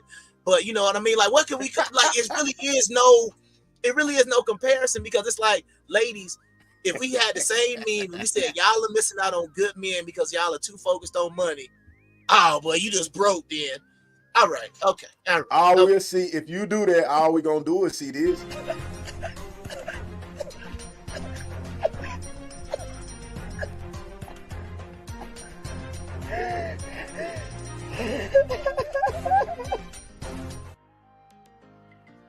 So that's what I'm saying. Oh, I'm just saying, at the end of the day, we gotta stop this though. Go ahead. Let me point something out right quick. I want to see if this come up right quick, and let me point something out real fast. Go ahead. Because it's serious business, and it's about to pull up. Because we just want to get this understanding. I want you to get this, everybody that's watching, so we kind of get serious. I've been joking all that, but let's get a little serious right quick, man, because this shit matters. Okay, black boys in the United States have lower reading levels than white boys. And there are a number of factors that contribute to this disparity. Damn, disparity. Proficiency rates. Okay, only 12% of black males are proficient in reading. Only 12%. Let's say that again. Only 12% of black males are proficient in reading by the 8th grade. In 2019, only 6% of 12th grade black males were reading at a proficient level, and only 1% were reading at an advanced level. That's the shit I'm talking about. Yeah, I mean, I think it's so. The woman that's good. And then the other question, and see what you're saying is, with those statistics, and we already know the statistics of the number of the households, right? Like, what are we doing? You know what I mean? It's not, in my opinion, it's not being reflected down. And I'll give black women credit because y'all have been focused on education for a long time. But based on them statistics, that focus on education at least ain't coming down to the boys. It could still be going to the girls. It down. But it's not translating. Yeah, you got a master's degree, but your son in 12th grade can't read at a proficient level. That's not good. You understand what I'm saying? Damn, man. It's something to think about. That don't make you think, man. That's all this show is about. It's a bunch of jokes at the beginning, a bunch of and then we put the medicine, what they say, the medicine in the candy, whatever it is, the medicine in the candy, nigga. For real shit. Think about it. where your boys gonna be? They can't read. They can't work. They don't know how to do nothing. Cause you don't want no nigga around. You don't need him. Fuck him. Sexy Red said fuck him. But think about this. That same boy that can't read, what's his job opportunities looking like? What's his job opportunities looking like? He can't make over 40. He ain't got no skill. So now he don't make over 40. So now does he not deserve a good woman? He can't. Did he not get a fair shot? He definitely can't get a beautiful woman. He definitely can't get that. Right. My question is, see, now this is a question I don't think you've ever answered, but this is the question that I would ask you. Now I know, like, think about this. Would the women who raise these sons, right, would they date an equivalent man as they son who they raised? You raised a son, like you said, who ain't reading on the proficient level. He go out there, he just driving a forklift, making $17 an hour. And you proud of him because he didn't go to jail, and that's cool. But what I'm saying is, would you date somebody who worked with your son? You see what I'm saying? Would you date somebody at the same warehouse? You proud of your son because he's not on the street? You said it right. You said it right. Think about it. Would you date him? You said it right. Out of the percentage of women with boys, would you, and this can go for the older ones whose sons graduated and grown, would you date the son you raised? It's a fair question. And the thing about it is, you got to think about a lot of the things that are involved with some of these boys. Like I said, they're becoming more emotional. They're becoming more feminine. They're becoming more effeminate. So there's a lot of things that's just being thrown into the mix. And I think the women don't like those type of men based on what we've seen, because we already see who's populating the black community is only like 30% of men. You understand what I'm saying? So at that point, the other 70% just out of luck pretty much. So let me get on their side and help them out. Let me go ahead. Out a little bit. Because Absolutely. I'm just curious, what options do they have? Because I'm starting to assume it's just a harmless girl. I guess she didn't have a father either, probably. Or he's in jail. Let's assume, or whatever. Now, or he's not in the household. We already said the numbers. Right. Now she meets a person. Is she looking for that love to get married, to stay with someone for the rest of her life? Is that even her thought process? Is it to just join the groups and have a child and get celebrated on your baby shower by everybody online? Is it just is it a show for everything you're doing, and then voila, you've done that with 4, 5 different men. And now you're making pictures like this, holding the men accountable for what you did. Man. Yeah, because once again, I just feel like a lot of times people don't understand, like, when we looking at this picture, what we looking at. Because if you're saying a man who doesn't want to come into this situation is weak, or there's absolutely something wrong with him, then I don't think that is fair, because now you are once again asking another man. And this is the thing about it, men, we do it all the time.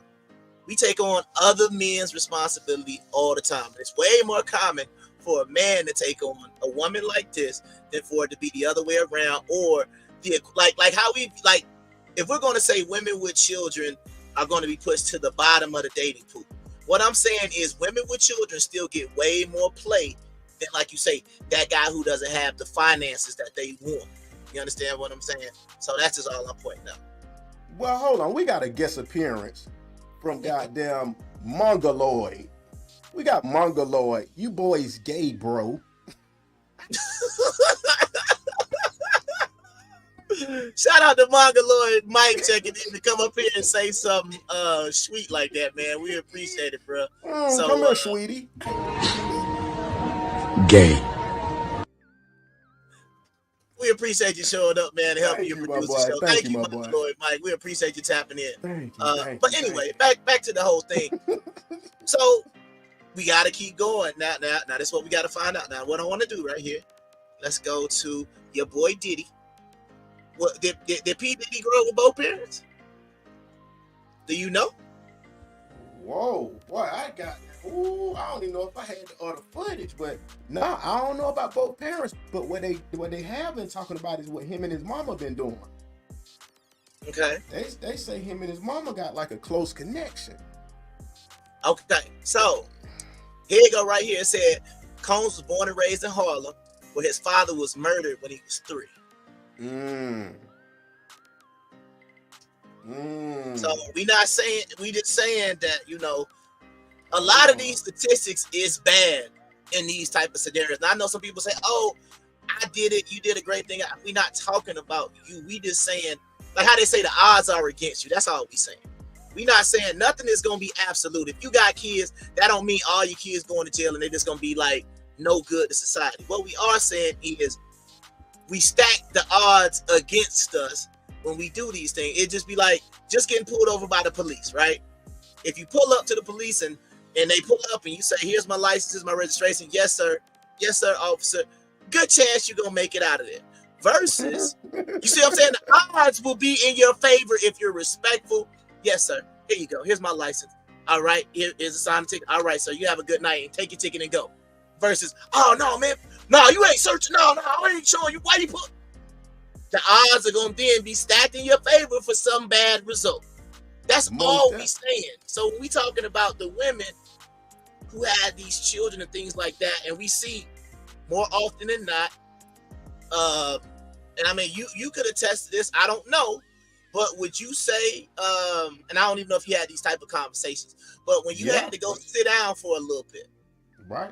Were the people in there that you were, you know, y'all sitting around having y'all sitting around a campfire talking and stuff like that? Right. Were the majority of those men coming from 2-parent households? Would you say? I mean, y'all ever had those type of conversations while you were sitting down? Nah, most ain't coming from two parent households. You know that. So let us know what was it? What were the men that you ran into, like, and maybe give an example without, you know, being like somebody who was a stone cold killer. Some of these kingpins that you said they met, these kingpins, 2-parent households? Never.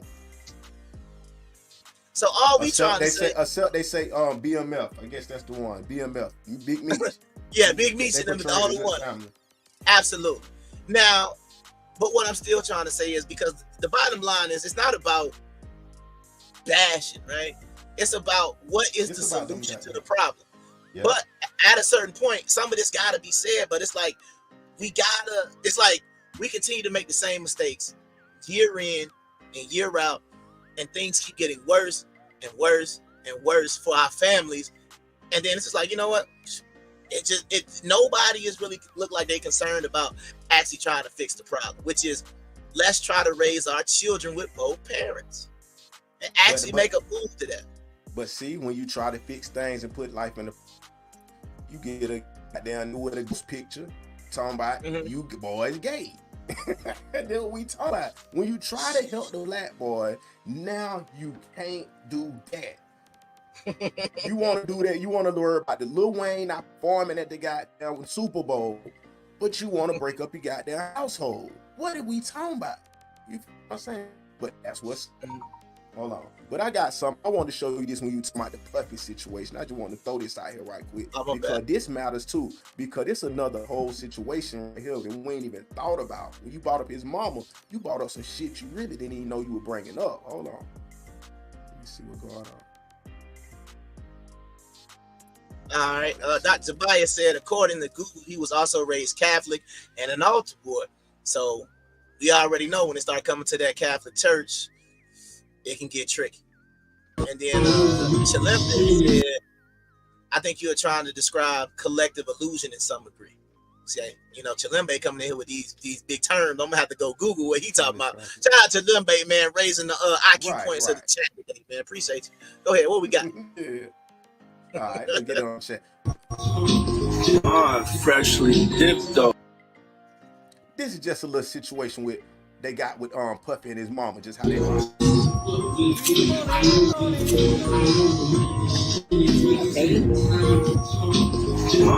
Freshly. That's already intense. That little kissing to the mama shit. That's where that freak shit come from. That when you changing them goddamn Pampers and you goddamn fondling or something, like that's put 2 and 2 together. Right. And then after this, I want to read his indictment too, because I got to pull it up. Because I don't think everybody knows about all the actual charges that they're accusing them of. But go ahead. All right. Dip though.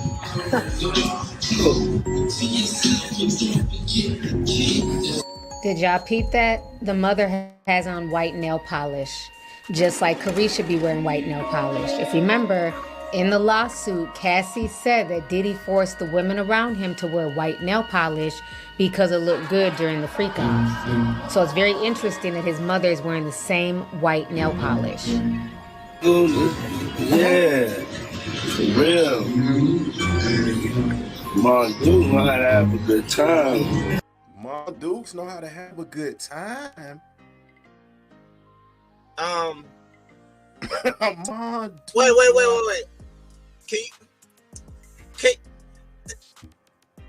I don't know if I saw what I thought I saw. Could you run that back a little bit? Cause like, look at where was her hand at? Run that back. Where was her hand at? Said that Diddy forced the women around him to wear white nail polish because it looked good during the freak. Where is her hand? Is that where I think it is?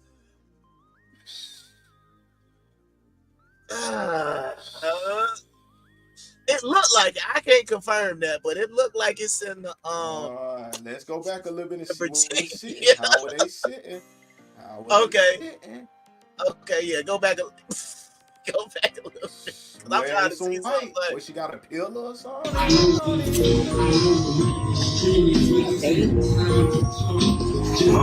Freshly dipped though.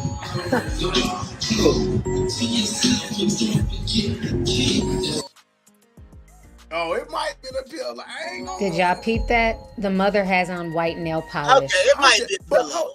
But I mean, it might be a pillow. My bad.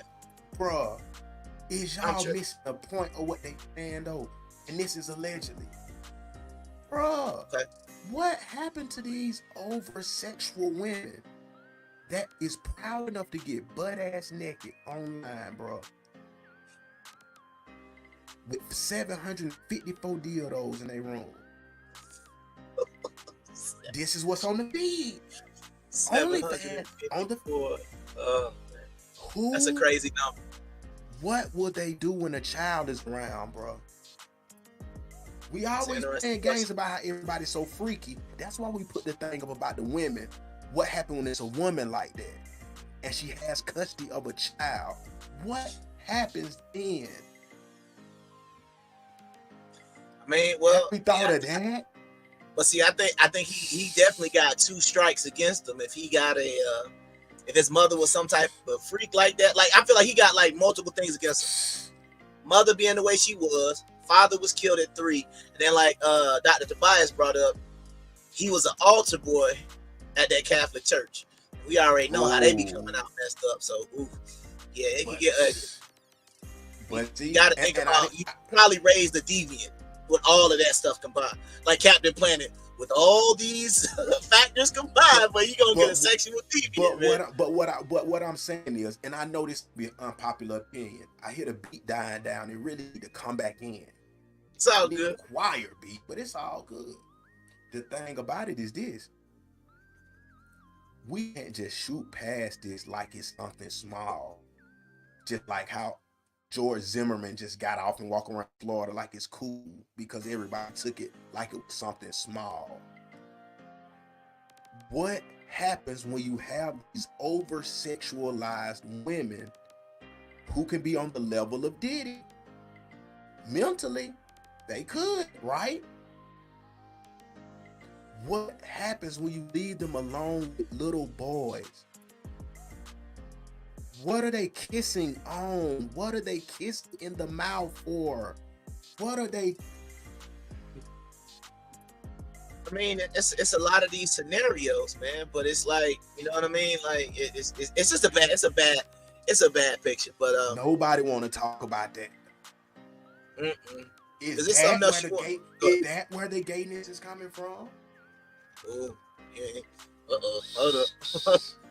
Is that where the gayness coming from? The over-sexualized mother? You know, challenge that community. One moment.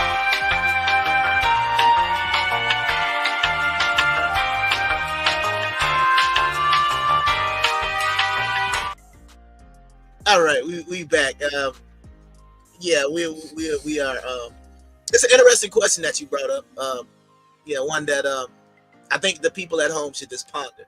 Like, where's all this stuff coming from? You know, because even if you want to talk about that, then why is it such a huge uptick in the number? And people can say, well, they're allowed to be more open and free, whatever. But to me, it just, all I can say is when we was in high school, it was kind of sort of like on Anchorman, where he was like laughing and joking and like, hey, he's a gay, right? Because that's how many of them was. It was like one. You know what I mean? It's like one at the school, and it's like, oh yeah, everybody know about that dude, right? It was one at the school. You see what I'm saying? But then it's like now, it was like, okay, so I graduated high school 2000. By the time I started teaching in 2007, by the time I got to the high school, I'm like, it's a lot of gay boys at this school. And I'm just saying, it was only 7 years out. And what I'm saying is, what changed in 7 years that from our era in the 90s, the late 90s going to 2000, where we, like we said, it was one person, somebody like, oh, well, it was more, but they weren't open. If that's what you want to say, that's fine. But I'm talking about when I started teaching at the school, I was shocked. I was just like, look, I come to you, hey, coach. I'm like, what's up, man? What's good, man? And it was just weird because I'm like, I wasn't used to it. You know what I'm saying? Right. So it was like, I don't know. I know you don't know. But see, and we're going to get away from this subject and we'll bring it to a whole episode because I don't think I'm going to let y'all run. If I got to do it on my other channel, that boy Birdie the plug, don't worry, we got that coming. And for all y'all that like to gamble, we going crazy. We winning $1,000 a day, man. Come on, man. Come over there to Trillionaire Sports Picks, YouTube, and Patreon. Oh, man, links will be in the description. We're going crazy, man. But yeah, we're going to move on it. You say you want to get up into it because we already seen Freaky Little 69 guards, so we finna bring it to something. Let's bring it to the let's bring in the I want to read off the indictment real quick, just so people will know what he being charged with. Oh, now hold on, we finna get the intro video. Then that's all. Are you good? Go ahead. Yeah. Oh, let me get to it right quick. I got you. Then we're gonna let him tell a little bit. Then we gonna I got you.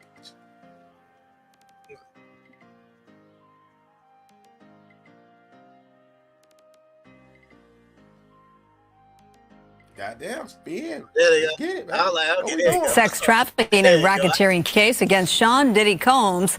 A judge ordered Diddy to remain behind bars until his trial after federal prosecutors argued the 54-year-old was a flight risk. Prosecutors say for more than a decade, Diddy abused and threatened victims to fulfill his own sexual desires. When Combs didn't get his way, he was violent, and he subjected victims to physical, emotional, and verbal abuse so that they would participate in the freak-offs, and that Combs hit, kicked, threw objects at. Man, they gotta be humiliating niggas. Talking about freak-offs. You don't. That's what I'm saying. I'm like, this is what I'm assuming he's like the prosecuting attorney maybe, or the DA or whoever. But I'm like, yeah, that's the term we use in freak-off, like official. Like we're not supposed to use the term. Come on, bro. We're not supposed to be using freak off. We're supposed to be using sexually deviant behavior. And drag victims at times by their hair. They did a great job. Combs has pleaded not guilty to all the charges. Fox 11's Matthew Seedorf has reaction to the shocking case. He joins us now live from Inglewood with more. Matthew? Well, Marla, ever since that raid 6 months ago, many people have been wondering if and when today could happen. Now we're learning more about those charges and getting reaction. His spirits are good. He's confident. Sean Diddy Combs in federal court for the first time, pleading not guilty. All right, so I'm gonna stop it right there. Right? Do you believe that part is true? Do you believe he's confident? Do you believe Diddy really thinks he's gonna get off? Pause. He's gonna beat these charges. Do you think he thinks that, or do you think that's just his lawyer just talking to make him look innocent? I mean, I'm going for the Nino Brown skit, like they say. Hey, if you get me, nigga, I got some big niggas to get. So, bro, this is when it all turned bad. When it go down like this, nigga, you already a demon. Ain't no morals no more to be like, well, I ain't gonna snitch. Nigga, you made a way to ride out, nigga. Like Nino Brown, nigga, take the whole enterprise down, nigga. It's your only hope. And if they give the ultimatum, what we gonna do? Let me up out of here, the whole goddamn fort go down. But they say they might find him in a cell like Epstein, allegedly. So you saying he might? Okay. So then my other question would be: do you think that Diddy has any way to get out of it? Because like the way most people look at Diddy is that he's at the top.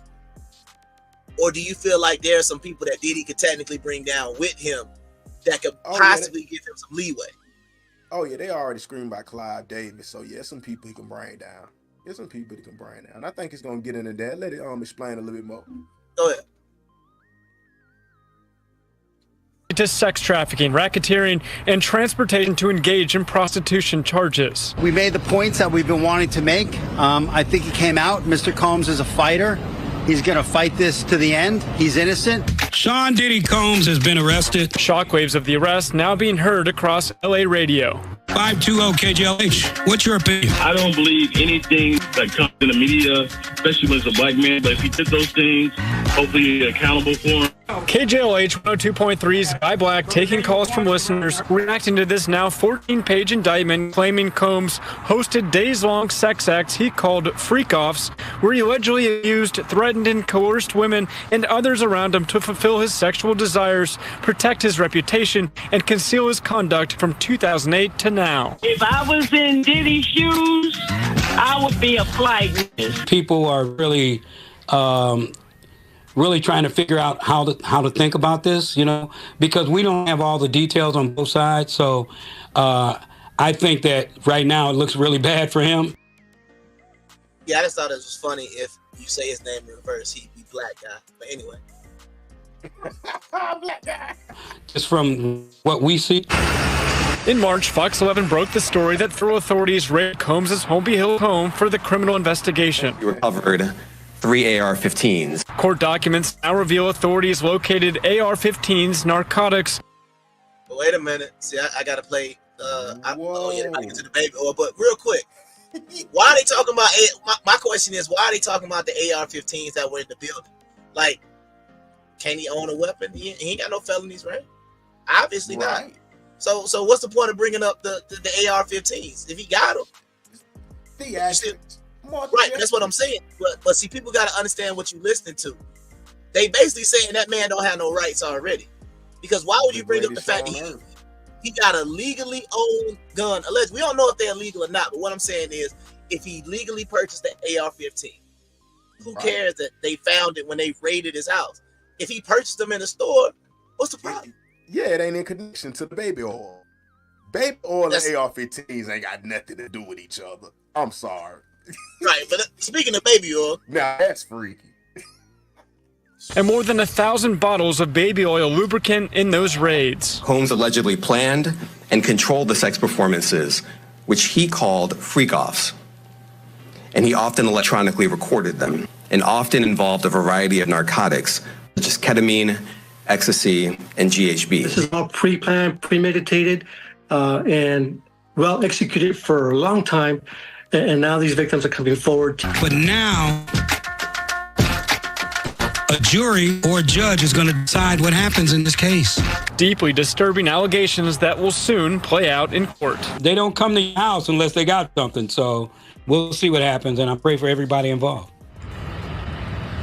Combs' legal team offered a $50 million bond package, which was rejected by the judge. Tonight, he remains in jail. Reporting live, Matthew Seedorf, Fox 11 News. Yeah, $50 million just to get out for a minute, man. Like, damn, dude, that's why I said level to this shit, man. Yeah, because we don't even got time to get into that bond, that cash. That's crazy. Like 50, like he shouldn't even. Because my question is, right?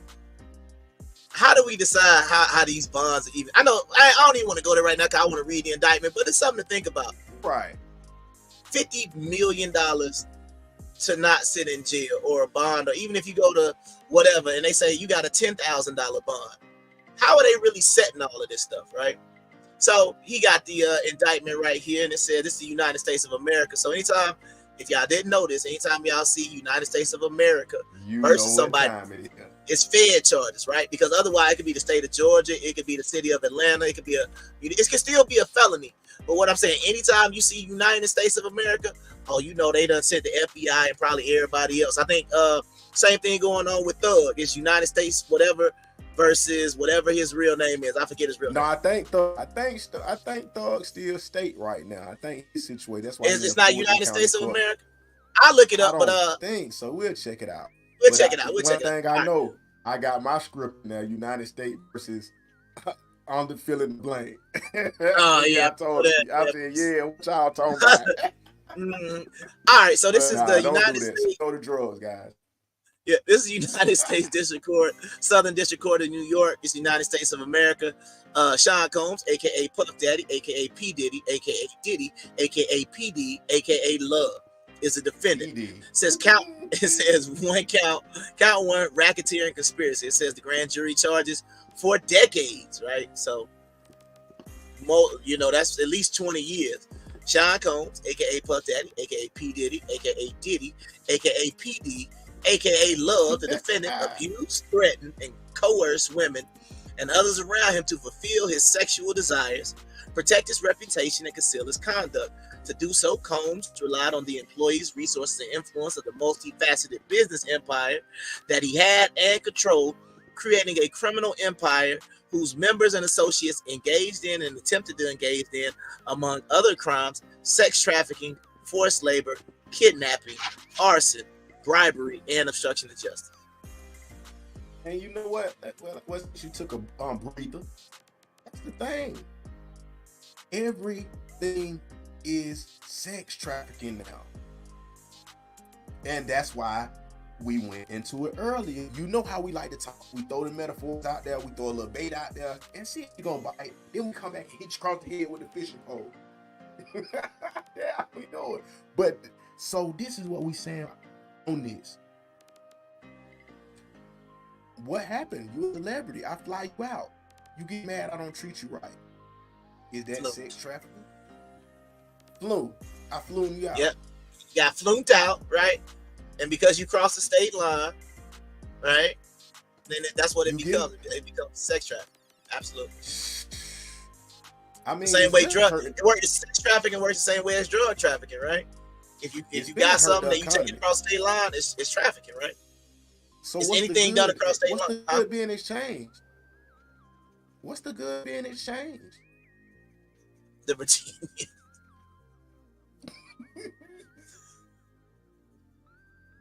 So they are celibate. I know what you said. I get it. They celibate. Yeah. But that's but this goes back to what we were trying. It's almost like we just want to be. It's like we building the case for the last 2 hours, and what we showing you is that this money is always going to be important because once again, if you are a woman and you are participating in these activities and you're dealing with these things, you got to say like, who? Now we understand we do got some freaky people out there, but my point is, if you are getting diddled at these parties, then it's because of the money and influence of him. If you're a woman that, you know what I'm saying, is getting flunked out to the mansion to do all of this stuff, it's the same thing. It kind of goes back to what you call them, the human porta potties in Dubai. People is doing anything these days for some money. And I think, like I said, we got to get back to it because the whole thing about this, and this is one thing that I hope people understand what you're reading, but they're going to say that people were coerced and things like that. But the bottom line is they still have people who participated in these events. Because if everybody was at a certain moral stand and said, oh, no, I'm not going to have sex in public. I'm not going to go to Diddy's house. No crime, because there's nobody that's going to be able to get involved. But the problem is in the society that we have in America, this ain't even, you know what I mean? People's probably getting celebrated for being at these Diddy parties. Now, they're going to probably try to flip the script. But you got to think about it right now. If somebody we knew that went to school with us got invited to a Diddy party and they was all on the timeline with pictures and stuff like that. Now they done did whatever they did to her, but at the time on her timeline, she's so proud. Oh, but I'm at the Diddy party. Oh, she taking pictures with everybody in the building, and then she end up being a victim of the baby oil and all that other stuff, right? But she don't say nothing. But that's what they want. That's what I'm telling you. if you're on your page saying, nigga, get out my DM if you ain't got $5,000 to text me, cash out me, what are you asking for? Well, you're gonna get here and we're gonna have baby all on the floor so you can't escape the room. Well, I mean, you know your boy, the friend of the show, Yada said, you know, hey, you gotta pay 70,000 to women. That's what Yada say. Hey, make a man pay you 70,000 to date you. So Diddy got it. Would you not accept it from Diddy? That's the question. No Diddy.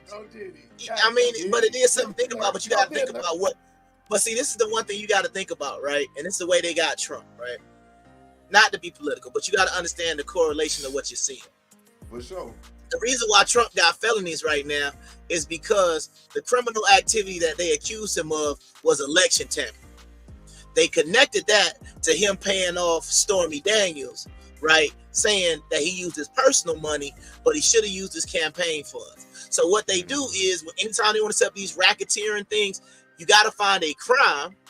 And then once you have a crime, you have to see some sort of trying to hide it, cover it up, and that's how they get it, right? So that's how they got Trump with the felonies, because they said, even though it would have been illegal, you shouldn't have used your personal funds because this was supposed to be a campaign expense because you were trying to affect the election by not telling people you had an affair with Stormy Daniels. So what we're seeing in the Diddy case and what we're going to see is everybody already saw the video of him with Cassidy, okay? And they saw him well, I'm talking in the hotel, right? When he did what he did, right? So you're saying you run down there butt naked with the towel on. They say it was in the middle of a freak out, so he done got up because the nigga he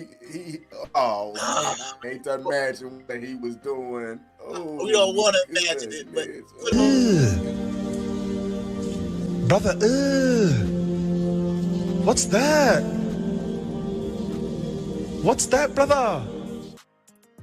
So what we need to see in this case, and this all y'all got to understand what we need to see.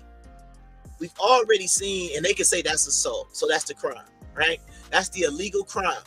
And then this video didn't come out for a while, so all they got to do is show that he paid somebody to get rid of the tape or to hide the tape or to do whatever with the tape. So now you already got the crime covering up the crime.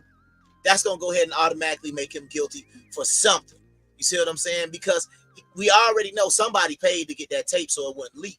So he's going to be guilty. Even before we get to the sex trafficking, he's already guilty of bribing somebody to cover up a crime, which was assault. So he already going to do some time.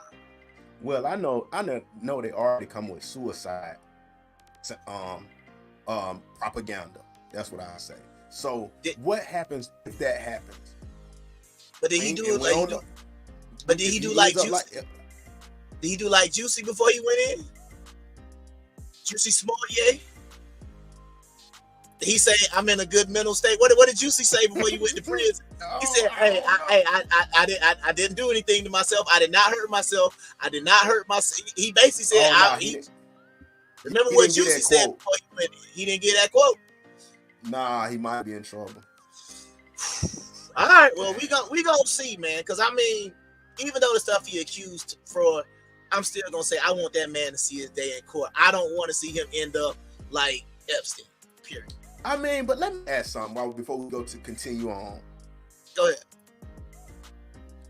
When was it a time that it was like this? Was it like in college days when you was in sororities? Because I'm trying to think, like, when did niggas just lay on each other's laps and lay back? Was it like on a vacation, or is this something I'm missing or something? I don't know what time period this was. I don't know what time period this would have ever been cool to be laying on another man's lap like this. I mean, what's the situation? I've never seen, whatever we looking at, I've never seen a time period in modern history where this is acceptable. In 2024, this is acceptable. But I'm talking about when we was coming up, I don't know how this would have even been acceptable. So just real quick, is that J-Lo? Yeah, that's J-Lo. Is that Aaliyah? That's Aaliyah. And I want you to think about Aaliyah for a minute, bro. They trying to put all this innocent stuff on her. That girl is not innocent. And rest in peace, babe. Rest in peace, babe. But that girl said, if that girl only knew. I thought you was gonna hit the Britney Spears. I'm not that innocent. Oops, I did it again. Oh, I thought you would go up. But I do understand that real quick. But real quick, man, we want to thank everybody for tuning in right now. We about to go into our final hour. We just want to let y'all know that the second hour of the W.O.R.S.E Podcast is going to be brought to you by Fat and Happy merch. So once again, if you want to get your swag up, you know, he got some very, very extremely comfortable pajama pants and things like that. But he also got some shirts and things like that that you could be interested. But let's check out Fat and Happy merch.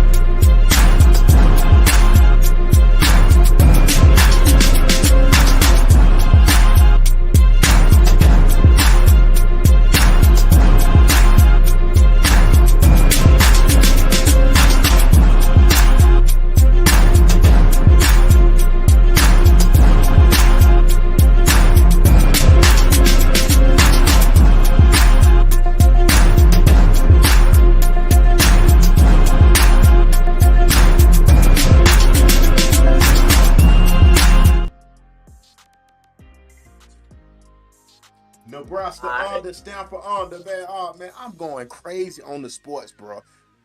But anyway, y'all get tapped in. You want me to hit him with that?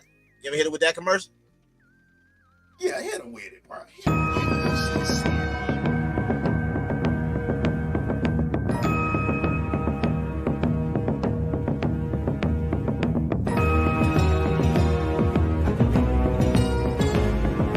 Hey, let's make the baby do the magic hand thing. Come on, baby, do the magic hand thing.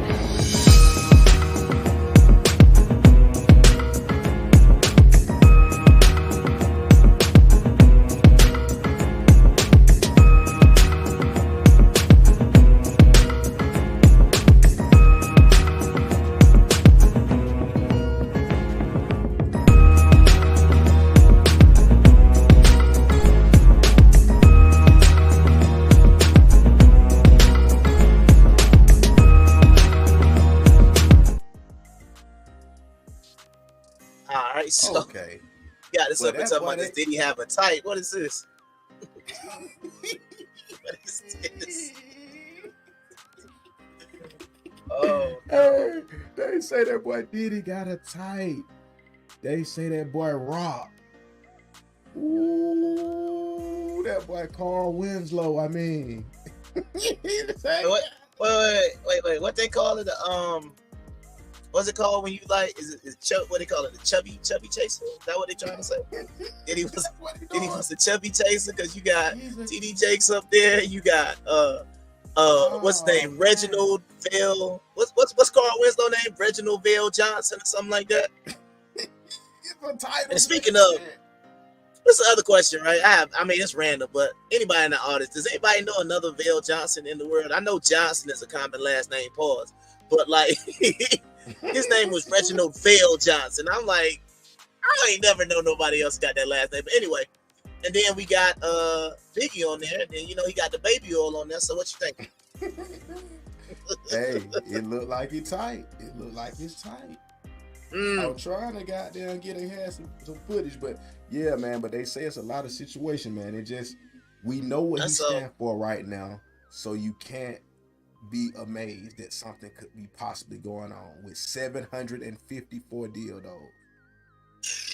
Oh my god, it's something. It's definitely something to think about. So y'all let us know out there in the comments, man. What do y'all think about this the Diddy situation? guilty, innocent? You think he'll end up like R. Kelly? I mean, what are we thinking? How many years do you think he ever gonna get out? Do you think he's gonna go to jail, period? What do you think? So what I want to do is, you want to go ahead and talk about your boy Peewee?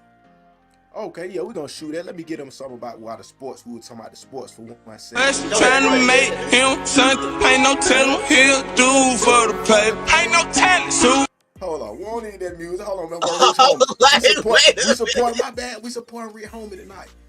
I got you. I just wanted to show y'all this. This is how we doing it though. This is why I tell y'all to tap in with the sports, man. I just dropped a video on my That Boy Birdie the plug page, but this was a $1 play the other day, bro. Which date it was? 9/12. I mean, is that what it is? Yeah. Yeah, 9. It's a 9/12/2024. No. It's 9/17. That's what it's saying. Okay. Oh, it's small. Okay, I got you. Yeah, and 9/18 was the day it paid out. Okay, that morning. Okay, so we got 5:24 p.m. is when I put the ticket in on September 17th for $1. I took a 11 pick. Atlanta Dream, Las Vegas Aces. That's WNBA. I took the overs in Cincinnati. Baseball games, nothing but baseball. 11 picks, paid $1,400. I had to sweat and watch the game. When it was over, it shows a $1,487 payout for $1, man. Come on, imagine how many of y'all could have got that eviction note took care of, man. Imagine how many of y'all could have got that credit card paid off, man. This all I'm saying. I charge a simple $2 a day, man. Cheaper than that coffee you go get every morning at Dunkin' Donuts or Starbucks. And you can get every play I put out every day, man. The choice is yours. Don't ever say nobody ain't offered you a way to get out, man. That's all I'm saying. It costs. It's same as that little 3.5 or that little 7 you go buy every other day. The smoke on with your baby daddy, because he got them in there playing Call of Duty. Come on. Okay. We got it. I just want to let y'all know we're here. The links will be in the description. If you want to get paid, hit the links in the description. That's all you got to do. Cheaper than a cup of coffee. I told you. I told you. Okay. So let's see it. I got it right here. Unless you got some. Oh no. Okay, there you go. It says Atlanta rapper Peewee Longway has reportedly been arrested by the feds. Now I'm gonna ask you because I'm not as familiar. So who is Peewee Longway? Okay, what's the scenario? I had a video, I couldn't even find it again or whatever, but the scenario, he's just like all of us for one. But you know, he came out of the Zone 3 area, which they trying to profile and put on the thing, like Jonesboro South area. You know, that's where they known from, all of that way. You know, by the federal penitentiary and up the back end and all that side. Same as everybody else, though. Right. Yeah, same as where everybody about from. You know, all this shit lead to the same shit. Same as Thug, you know, from Cleveland Avenue, and you know, the same shit. But what's so crazy about his situation, brother had a lot of movement, and he don't talk about shit. And like I say, you see how that shit, like I said, how they were showing all them weed plants and shit, you know what I'm saying? That shit, like, you know what I'm saying? Nigga goddamn just trying to make a grow house or something, you know? Mm-hmm. Like, now, as far as the bust goes, I don't know if you know about the $200 million drug bust. Are they saying, is that the value of everything they found? They talking about the money, the drugs, the gun? I'm sure you had some guns, stuff like that too. Yeah, I guess that's what they try to say, the estimated value of everything, but 200 million. Them folk playing with some shit though. I mean, for niggas that know what's going on, niggas know that circle and them circles of people. Niggas been, you know, that what you call big boy. When you put that goddamn, you can't get everybody $100,000. They know what to do with it. That's all I can say. You know what I'm saying?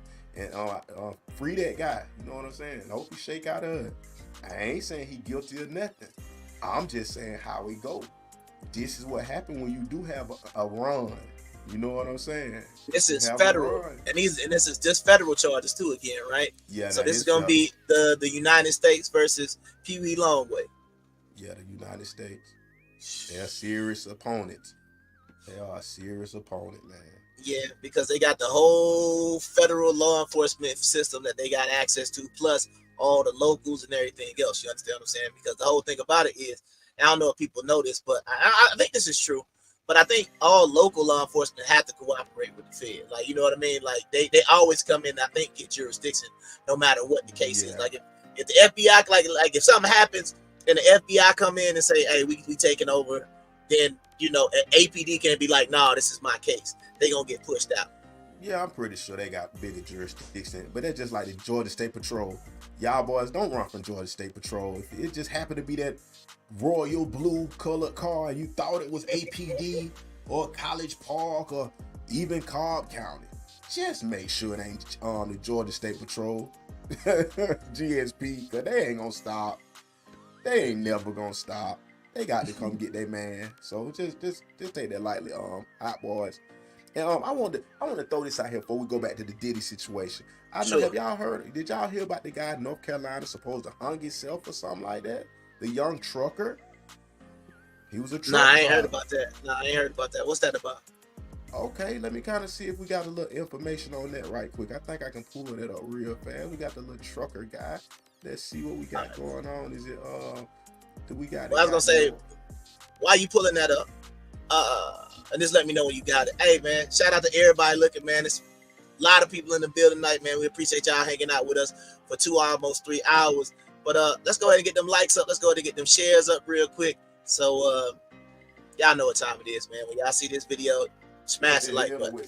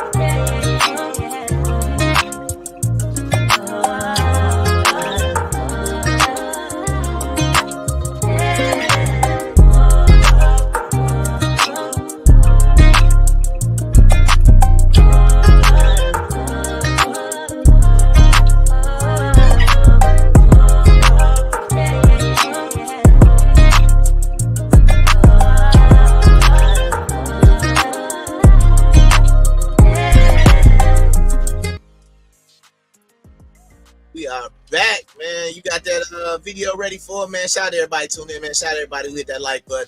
Shout out to everybody who subscribe. Go ahead. Most definitely, man. Let's get into this Carolina hanging situation, man. Another mysterious case, man. Uh-oh. Dead with a rope around his neck in Vance County is pressing for answers. The death of Javion McGee has received national attention. In less than 30 minutes, his family and their lawyers will speak together in Henderson. W.O.R.S.E Destiny Patterson is there and joins us now live. Destiny, McGee's family has traveled hundreds of miles to speak with investigators. That's right. A family representative tells me that McGee lived with his father in Illinois and that his mother lived in Texas. So they traveled quite a long way to be here today. The sheriff tells me that he's meeting with the family before they come and talk to reporters this afternoon. The family has expressed concerns over transparency in this case. So I want to tell you how we've gotten here, what we've learned so far. The sheriff's office says that they're working to investigate the cause of death and the circumstances around it. We've learned McGee was in Henderson on September 10th, and that's when he was making a delivery at a Walmart distribution center not far from here. He's a truck driver. The sheriff's office released surveillance video showing McGee buying a rope at the actual Walmart store. And then we got a search warrant that says McGee parked his truck at a nearby repair shop, and then he was found not far from there with a rope around his neck. The other end of the rope was around a tree. The McGee family family says that they haven't been able to see the body at this point, and the sheriff's office says that they are asking for patience as they continue to investigate this case. And the sheriff's office said that they weren't able to see the body because of how far away his family was located from Henderson. The family spokesperson says that they can explain maybe the rope was used for the truck to secure a load on the truck. But again, the sheriff's office said nah, you're not using no rope to secure no load on the truck. You got straps, you got load bars, you got bungee cords. The people that do the flatbed, they got all them chains. Yeah. You're not gonna have no rope. Well, a rope on a truck can be used sometimes depending on if you're doing the unloading and they don't have a dock. Then sometimes people will carry a long rope. So the forklift, you can wrap it under the pallet and then pull the pallet to the front of the truck. So that way you can get up out of there. But most of the time, I don't carry no rope like that. Most truck drivers ain't gonna have no 50-foot rope that can do that. You see what I'm saying? Yeah. So let me ask you something. Sure. This is what I'm kind of curious about.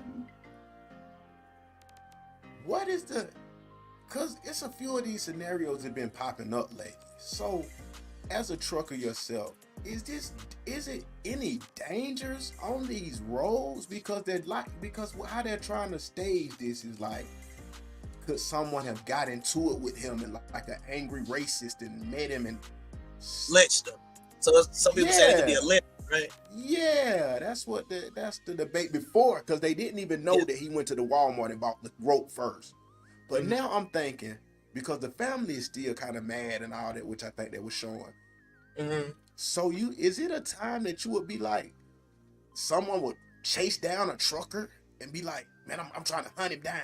Like, is that the type of vibe you get as a trucker? Nah, I mean, I travel I travel all over the country. You understand what I'm saying? And I don't never really feel no pressure like that, no matter where I'm at. You understand what I'm saying? Like, when I go somewhere, I'm concerned about somebody doing something to me. You understand what I'm saying? Whether I'm in my truck, whether I'm at a delivery, whether I'm at a pickup, whether I'm just in a town passing through. I don't ever feel like this type of energy. Like, honestly, nowhere. You understand? Now, that's just gonna be me. Period. Go ahead. So now that's just one side of the story. That's the family side. Now the media side is more so about that he just got tired of it, I guess, and wanted to end his life. Now the one. Go ahead. Okay, go ahead. No, go ahead. Well, I was gonna say, I don't think a lot of people do understand that, driving a truck and doing things like that, it can be depressing for some people because you're going all the time. I'm not gonna compare it to prison because I can walk outside. But the one thing I will say is you are lonely. You understand what I'm saying? You're out here by yourself every day. Every single day, you're probably in a different city. If you're over the road and doing things like this, you're away from your family, away from your friends, all the different things. So it is somewhat depressing. But so I will give it that much. That's but not the side. It is like it's like separation anxiety. Yeah. None of the gurus are saying that though. You know what I'm saying? None of the truckers are telling this side. You know what I mean? And because like right now, you can't tell, but like I'm in my truck right now. You understand what I'm saying? And I do the show, but it is a situation where, sometimes you do get lonely. I would say more or less it's a lonely thing, but it's not necessarily like a depression. I would say it's more lonely than depressed. But you also got to understand think about, and I want everybody to think about this, and maybe, just think about it the next time you're on the road. Right. Think about how you feel in traffic every day, morning, whatever the case may be. And you just dip your toe in that traffic to probably go where you got to go to work, go take his kid to school or whatever the case may be. Truck drivers some days are going through multiple cities. Like I remember one time, bro, I had to go through Nashville, St. Louis, and Kansas City traffic in one day. You see what I'm saying? That's a lot of stress to be put on somebody because you know how you feel in traffic with the bad drivers. So what I'm saying is, number one, the job is dangerous and it's stressful. A lot of people don't get enough credit for saying how dangerous it is. Yeah, for real. I just feel like I can only speculate. But what I am saying is there are factors and stress factors and different things that truck drivers are, have to deal with out here on the road. So I can't say whether or not it's a legit whatever, whether it was staged. No, but it's something that you gotta think about. your opinion is valued right now because nobody knows what to think if you're not a truck driver. So my thing is like, we know nobody knows definitely, but it's like, damn, would it get so bad that you're like, man, I'm faking like it's fun, or my family, or whatever I'm doing, I'm showing, and it's not saying your situation or whatever, I'm saying it's in like the little guy or whatever. I'm just saying even the women, because I noticed even the women now who are saying they still have the title on their page, trucking, but they're naked on the page now. It's no more truck. Right, the but this is what gone. But this is even what I can say, right? So everybody who's been keeping track of, my page, my show, and know the recent happenings that's been going on in my life and stuff like that, I would be lying if I said all of those things that were going on, all of those things that happened to me, and I used to, carry that fire in the truck, but I stopped doing that. You understand what I'm saying? Right. Not saying that I ever contemplated hurting myself, but at the same time, I could either contemplate hurting myself or hurting other people, because like you said, I could get angry and say, man, like, I'm out here away from my family. I'm out here trying to support this person, and this person did this to me. Yeah. Hey, if I was a weak-minded individual, man, F it all. You understand what I'm saying? I need to go on some type of spree, take myself out, take her out, however it could go, because once again, I got that right. I got it sitting there right there. You know what I mean? Yeah. Where it's tucked under. So what I'm trying to say is, you don't know what could have technically been going on in bro personal life too, because you gotta think about it like this. Like, we remember growing up, there was a show called Dear John, right? Yeah. And Dear John was a show about a man whose wife left him. Basically, he came home from work and his wife left him.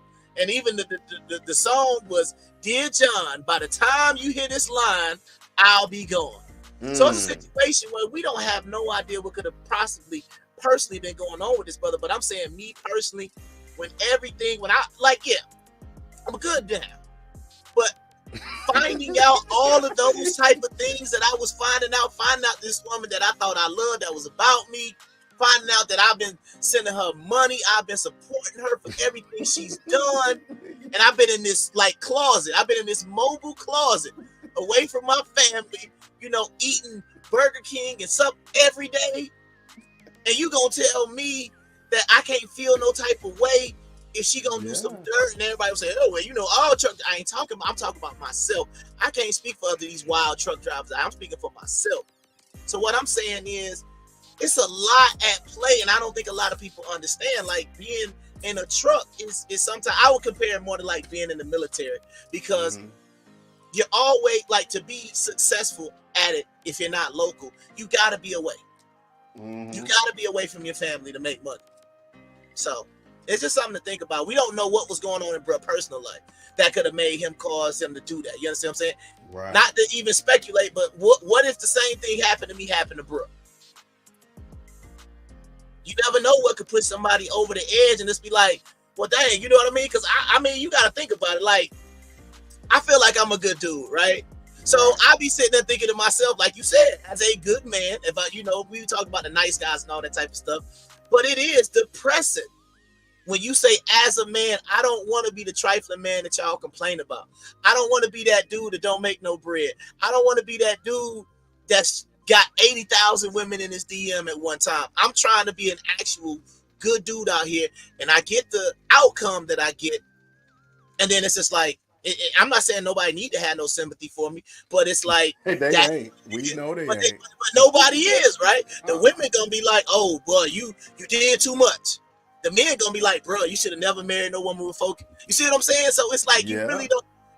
Where do I go? The women looking at me like, bro, I would have, boy, you should have known better. The men looking at me like, bro, you should have known better. And I'm like, well, and check, when you say that, what's so crazy, and that this ain't to cut it off. But look at it, man. I'm trying to let it soak in all of what was said, man, because people ain't noticed how serious that is. And then for you to go in there and get a rope and walk out and just goddamn, do they got the thing? Hold on, I don't want to. Hold on. Yeah, I see it. Go ahead. But yeah, okay. But grow out with the rope and you throwing the rope in the air, man. So you like, if this is what happened, you like, bruh, I'm ready to go, man. That's tough, man. But you see what I'm saying? Like, and what I'm saying is, and we got to think about even, and I hate to do this, but we got to talk the method. This ain't no, you know what I mean? That fire, you more than likely gonna be out of here pretty quick, one would assume. But you got to think about what it would take to, like you say, go through these steps, put that rope around your neck, you know what I mean? That's a bad way to go. You know what I mean? And you taking yourself out of here. So you got to think about, and just honestly for a second, think about what could this brother's emotional state or just his mindset could have been, because I mean, even the stigma on hanging, right? Like, it's already that stigma about black people and lynching, and you, not to say that he did it, you know what I mean, but the way it's appearing, if he did do it to himself, to do it in a manner that is historically so devastating to our community, I think it just I mean, like I said, there's so many layers to this story, and yeah, that's pretty much what I got on it. Yeah, damn, it just, like I say, man, I think social media got a lot of people fooled, man. Mm-hmm. And it's all coming to the light. Because, I mean, you getting a clear picture of, like, everybody at their best. During the years of 2021, 22, everybody had the influx of money and all this. Like, you got to see everybody at their best. Mm-hmm. And now, I'm just saying, even people you looked up to, if you looked on a page and thought they were this, it's like, damn, everything is just crumbling to pieces. The girls who aren't working out, that shit not looking A1 no more. Some of them start not even having the money to buy the wigs no more. So it's like they going with the low cut. I'm natural, this high rock. You know what I like? But you know, but this is the other thing, and this is the one thing that I really like with a story like this. I would really wish people would understand. Let's say somebody in that scenario that you just talked about, and they're used to like, oh, I post a picture, 800 likes. You post a picture, 1,000 likes, 400 comments from people. Oh, you're so beautiful, you so this, and then as you say, you start to let yourself go, and them likes start to drop, and then you post a picture and nobody says anything.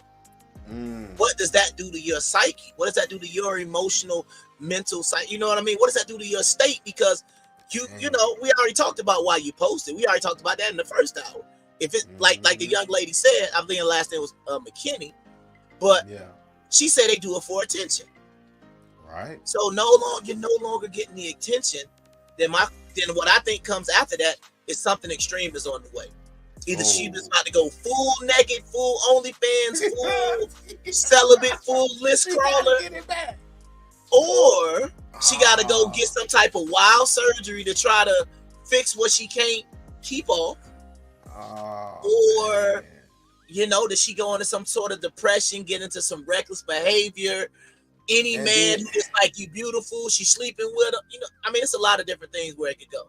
Because, I mean, and it's starting to be just noticeable. And like I said, I don't want to pick on the women or nothing, because it's men doing it too. It's men doing it. But that's where everybody got to say, oh, I'm ducked off for a minute. Yeah, because it's no way you're going to keep having to show $1,200 shoes every day. You know what I'm saying? It's not even feasible. What career could make this money? None. And if you're going to risk your freedom just to post it on social media, man, that's insane. No doubt. Hey, you got anything else on this real quick? I just wanted to go to a commercial, then I want to I'm done. Get back to Diddy. You good with it? All right, cool. You said we're going back to Diddy, right? Yeah. All right, cool. Well, real quick, last one, let you know the last hour of the W.O.R.S.E Podcast is going to be brought to you by Carl Gas Creations.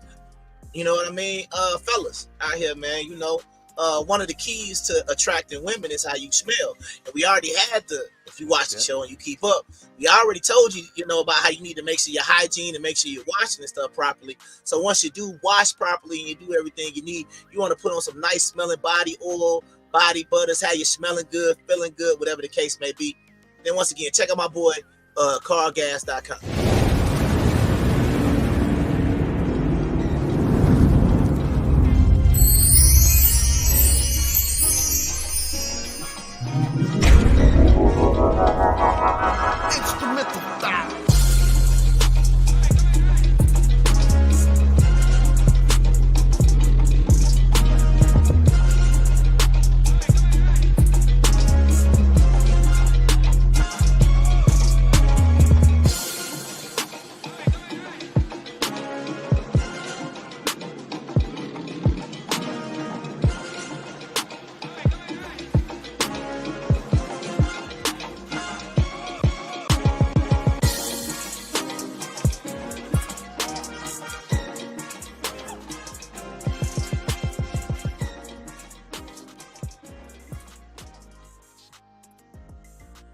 right, man. So let's get back to that indictment, man. Section 3, at all times relevant to the indictment, Sean Combs, aka Puff Daddy, aka P. Diddy, aka Diddy, aka PD, aka Love, the defendant engaged in a persistent and pervasive pattern of abuse towards women and other individuals. This abuse was at times verbal, emotional, physical, and sexual. As part of his pattern of abuse, Combs manipulated women to participate in highly orchestrated performances of sexual activity with male commercial sex workers. Wait, males, that's a gigolo, right? Yeah. So I'm not going to speculate how Diddy had gigolos on speed dial, but he was making them search for him. Cassie says he was making them search for him. You have to search for gigolos. Look on like the male list crawler, looking for him, looking for the one with the biggest goddamn wood. No, Diddy. Oh, man, come on, bro. You can't do it, Dad, hold on. Oh, was that a pause, Cam? I gotta run that by Cam because I'm talking about the lift of years. I'm not saying, but all right, pause. You say Yeah, okay. Cam would definitely a pause. Yeah, I gotta call pause. Yeah, but no, that's cool. But what I'm saying is, well, you was a pause champion though. You got the award of the history. You in the Guinness. No doubt. So it says at times Combs and others acting at his direction made arrangements for women and commercial sex workers to fly to Combs' location. Combs ensured participation from the women by, among other things, obtaining and distributing narcotics to them, controlling their careers, leveraging his financial support, and threatening to cut off the same, and using intimidation and violence. So right there, let's break that part down. Where it says Combs ensured participation from the women by, among other things, obtaining and distributing narcotics. So that's the first part. So it's basically saying he was drugging them. He was giving them whatever, that Molly, codeine, whatever he was giving them, right? So that's part one. So they would take it. Go ahead. There's something they got to think about for people who never been through this thing. And I don't know if you've been through it or whatever, however, or the audience. Sure. When you get in that, what they call euphoria or euphoric state, and it sounded like he's forcing you to stay in that state. I mean, you are just gonna be sexual and like in an ecstasy for hours. The only thing important to you is sex. Yeah. I mean, that is intense in itself. Like I said, I've never popped a pill before, but I've talked to some people who have, and sometimes they said they were basically unable to control. Like they took a ecstasy pill, and it almost felt like they was having an out of body experience because they couldn't really control what they was doing. You know what I mean? So I definitely think the narcotic aspect is something very important for us to look at. Let's keep going. What do you think about this part where it says controlling their careers? I think that's a huge one, right? Yeah. Because what we've been talking about before is, and even what I talked about on my show on Tuesday, what are people willing to do for money? And the whole thing about it is, if they're saying you got to participate in these what they call them, what-offs, not jump-offs, what they call them? Freak-offs, right? You got to participate in the freak-off, or I'm gonna pull your contract. I ain't gonna make no more songs. I ain't gonna invest no more money in you. Nah, that alone, that's like extortion. That's blackmail, extortion. So it's extortion. But I ask you a question. Is it extortion if you could have just walked away? How bad do you want it? No Diddy.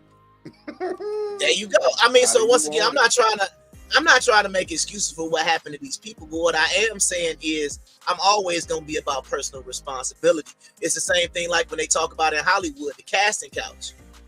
If, you let, what's my dog name? The, something Bird, not Bird, what's, Sting, Ghost. The casting couch gets you in trouble, boy. You need what's the dude that went to jail, but then he got out, the white dude? Oh my God. The white dude that they let out of jail, but he was basically in the same thing. They were saying that he had got basically every woman in Hollywood to do stuff. They had the list was crazy. Harvey Weinstein. Exactly. So what I'm saying is, anybody who talks about that casting couch, what that represents, I'm not trying to make an excuse for the men that are participating in the deviant activity, but what I am saying is, like somebody said, it's a door on the left, it's a door on the right. The door on the left says you can go through that door, but you're not going to be a famous actress. You're not going to be a famous actor if you go through this door. If you go through this other door, I'm gonna have your career great. You're gonna be the biggest thing in Hollywood. So my question is, what accountability or what do the people who actually did this? Because my whole thing is, if he's saying Diddy used his, I guess, influence over your career to force you to do something, I'm gonna be honest, I don't buy that, because you had an option to just say, hey, my career is not my this music stuff is not more important than my self-respect. And like I would say, it's not and then go ahead and get the pause ready. It ain't worth my anal virginity. You understand what I'm saying? It ain't worth it. What are your thoughts? Pause. First of all, pause. Yo, that's past pause, man. That was a 2-game suspension, dock of pay. Yeah. You get what I'm saying? What I'm saying is, like I said, when you got them two options, the option is, like I said, we used to say this, man. You gonna go in there and get it ready again, and the hole gonna be the size of a dime. When you leave, it's gonna be the size of a silver dollar. You understand what I'm saying? Yo, my nigga. Yo, the way you said it was crazy. We're gonna be petty. We can start now. Let me know. we can start now. So that's what I'm trying to say. Even though we understand Diddy is a deviant, we get all of that stuff. But what I'm saying is, if people were making conscious decisions to participate to save their career, should they have any responsibility in this? What do you think? Well, let's say it like this. You brought up two valid points. You said that they may not even have the options we're talking about. And let's get a little clearer view of what you were saying, because you brought up some shit about saying it's doors or some shit like that, right? So let's kind of figure out what the hell you got going on with that situation. Maybe this will help some people understand where you were coming from in general with this conversation. It's a door. When you platinum and you getting 50,000 a show, I've been there. There's a door that you could walk in. I'm not sure if it's homo or if it's Illuminati. I just didn't take that though. I went straight. What do you mean? This is when you get to a level of success, when you getting 30, 40, 50,000 a show, you platinum, you running across the world. There's 3 different doors, right? There's 3 different ways to walk. There's to the left, there's to the right, and then there's straight. Straight is you're on your own. Let's see if you continue this success, young man. Okay. Let's see if it's all about your skills, young man. Let's really see that when you went straight. To the right, I'm not sure if that's the homo shit right there. And then there's to the left, I'm not sure if there's some sacrifice shit going on right there. I'm not sure because I went straight. But I was offered these doors. It's just you were offered some gay shit? No. I'm saying that to the right, when I seen it, those was those guys over there. You know what I'm saying? Those different people, which I have no problem with. That's y'all. You feel me? And I just chose to go straight, and I haven't been platinum since.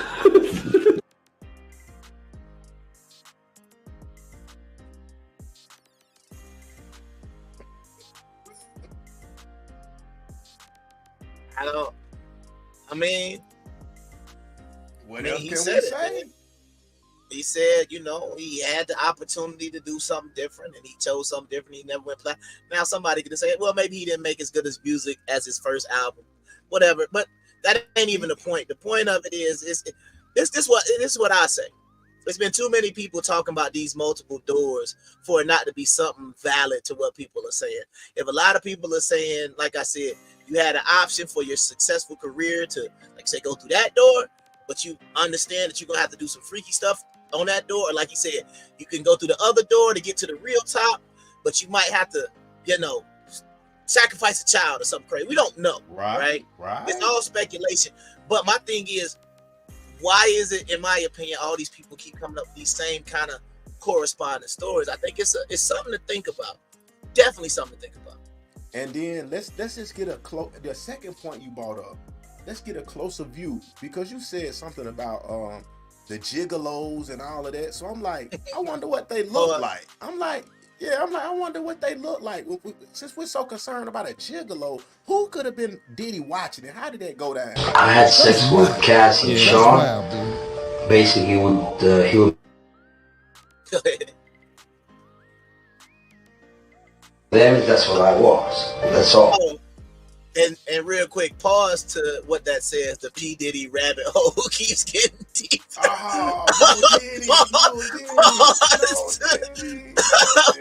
Pause to the title, but couldn't let that one slide. But go ahead.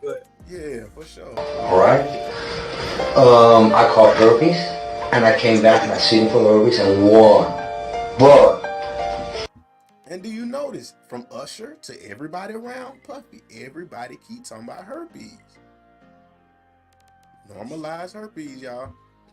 Diddy and Ross, which they good buddies, okay? They're gay. Who? Both. Diddy and Rick Ross is gay. He telling you. Bro, niggas ain't got no reason to lie. That's one thing about it. Hey, real quickly, Shalim Boy said Andre and Russell. Which Andre is he talking? I know Russell, but which Andre is that? Do you know? Chilim, put which Andre is that you talking about? Because I know Russell is obviously Simmons, but which Andre is that? Do you know which Andre he talking about? He said Andre and Russell, he learned it from them dudes. I heard. Do you know which Andre? So if you were mine and you still watching, chill. Hey, put the last name of Andre so we can talk about it. Oh, but go that's ahead. what he said, Andre and Russell? He said Andre and Russell. That's what he said. He learned it from them dudes. I heard. That's what Chill in the audience. And man, like I said, shout out to the PKs in the building, man, supporting us, man. We appreciate it. Yeah, man, let's keep talking about this No Diddy deep rabbit hole. Let's go. Diddy and Ross and Khaled, they're all gay. Okay? DJ Khaled. It's Andre Harrell. Yeah, he's an executive where, like Sony or something. I forget which label. Having a secret affair. He was Uptown record boss. The late okay, that's what I said. Yeah, in a secret affair with Russell Simmons. Oh, okay. Well, yeah, that's gonna take us on a whole nother track. Let's but that's who he was talking about. There you go. Shout out to Chalimba. He said Andre Harrell, Puffy worked for him at Uptown Records. Appreciate Records. it. Yeah, it is. So. Bro, but just listen. If he's telling you this, and he's already telling you, DJ Khaled, Rick Ross, Diddy, gay, bruh, he ain't lying. I mean, bro, but see, but you know what? Like, okay. See, I know we like to do this, but this is just something I'm just gonna bring to it right now. So, if what he's saying is true, right? Man. Listening to their music is gonna have a different turn because they all got like background things they say, right? So with Diddy, obviously take that, huh? You understand what I'm saying? And then Rick Ross, he got the you understand what I'm saying? He kind of got the biggie compilation. Gotta make a compilation, right? And then you got Khaled, who's like, "You the best. I appreciate you.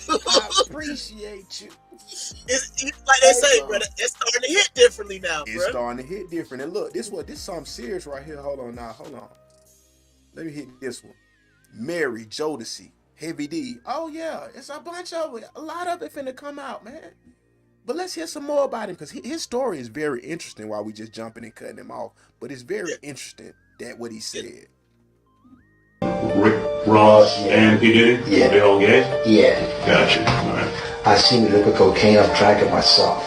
Having sex with Diddy and Cassie. Okay, it's not good. He drinks it all the time. Alright, he calls it Gigi, but it's liquor cocaine. Alright. I've settled $4.125 million with Diddy. I've settled $4.125 million with Diddy. Okay, was he scared that I was gonna expose him? I don't want to talk about Diddy right now. I want to talk about you. Help me understand you. I mean, who? Scared that I was gonna expose him. I don't want to talk about Diddy right now. I want to talk about you. Help me. Hold on, I'm trying to see something. What it just said? Yeah, it looked like it flashed like. Diddy. Okay. Alleged Trump Doral gunman Jonathan Oddie went from dead broke to property buying spree in 1 month. We probably can't even touch that because we only got 15 minutes. Yeah, we can't touch it right now. Hey, was he scared that I was gonna expose him? I don't want to talk about Diddy right now. I want to talk about you. Help me understand you. I mean, who?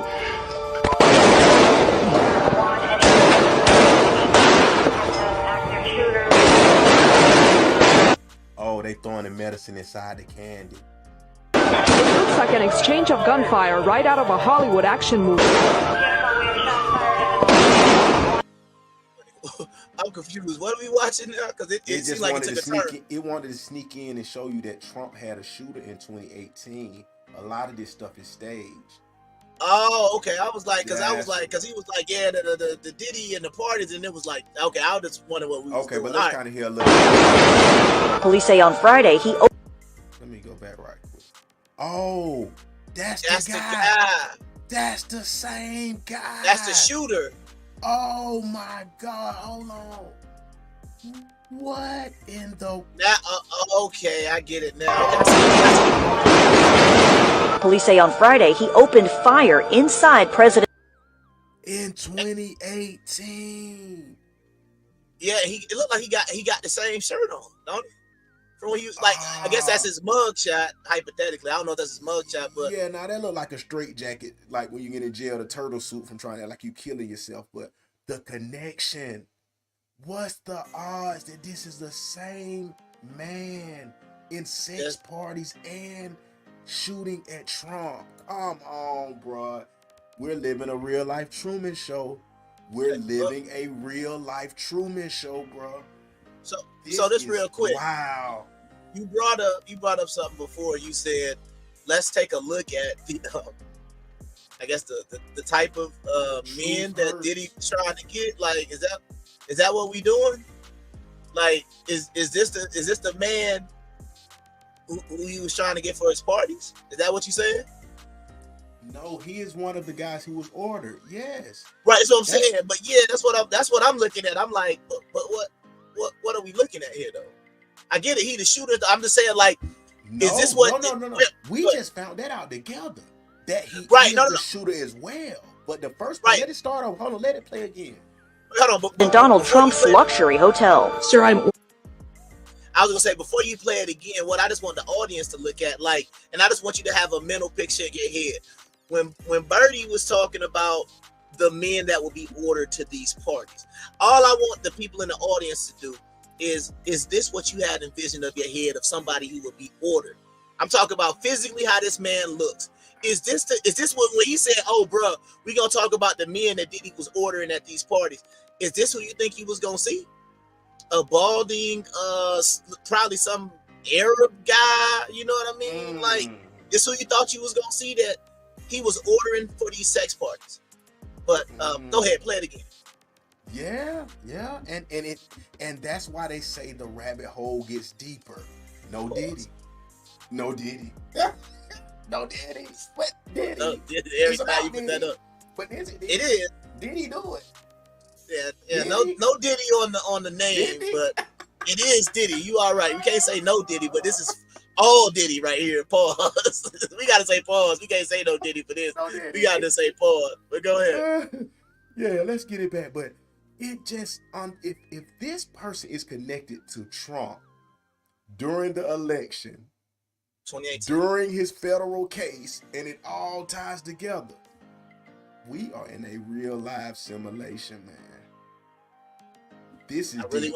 I really wish I could say something. I had sex with Cassie and Sean. Basically, he would masturbate and tell me what to do with Cassie. I was like, Sean in the corner masturbating, just punching. That's with the baby oil. Brother, what's that? What's that, brother?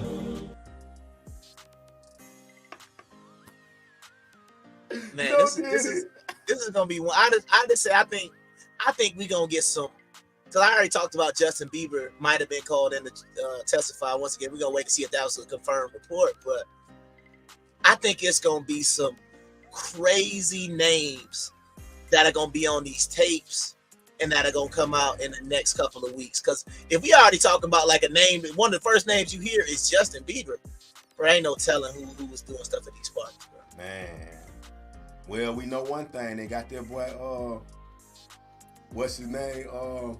From goddamn Empire. Goddamn, what they call him? Brishire Gray.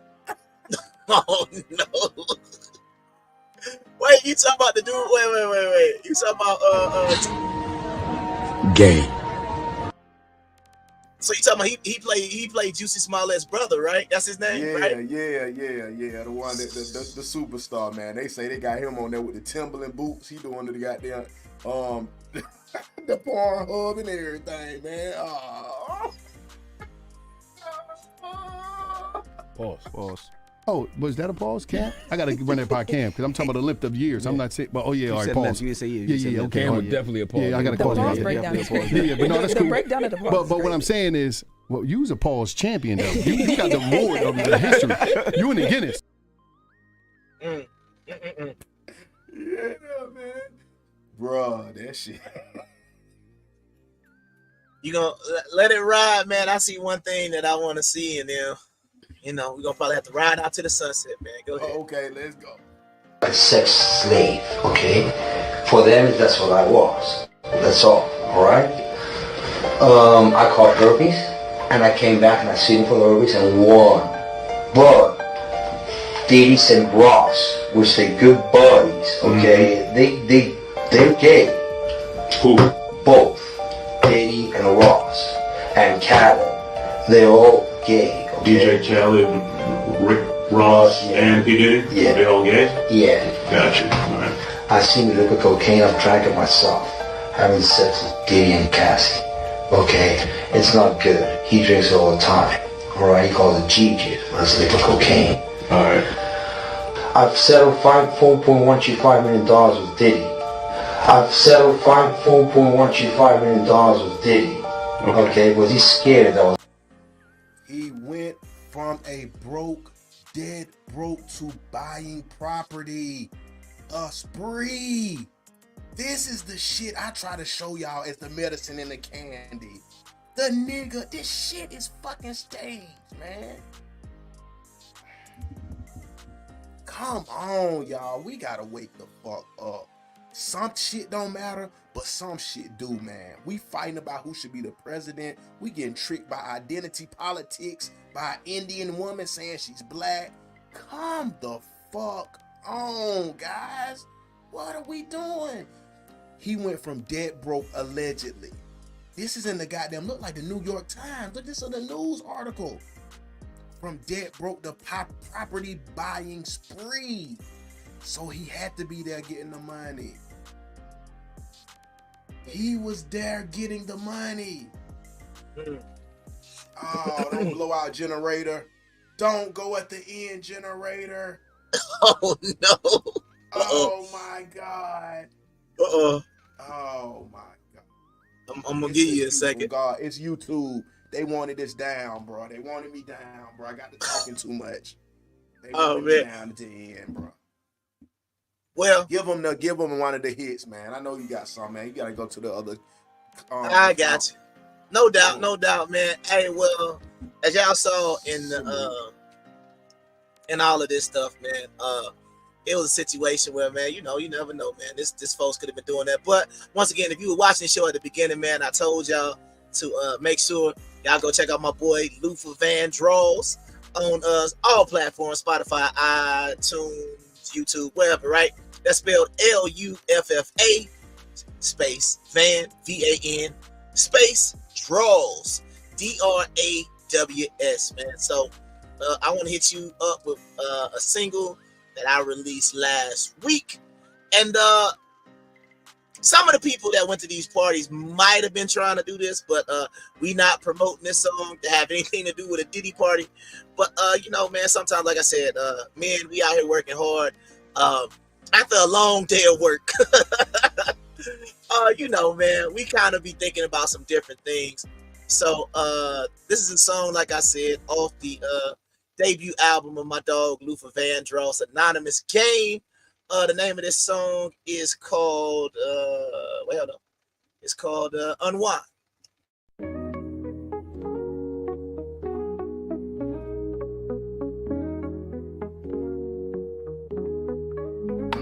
Got my hands on the grind, sun set low. Working hard all day just to let him know. Got my mind on a prize, not just a fantasy. Wanna taste of love, feel the intimacy. She been waiting for me, it's time to unwind. Second, baby, feel the flow. All this love and passion, watch it grow. Suck it, don't let it stop. Wrapped in your embrace, let's take it to the top.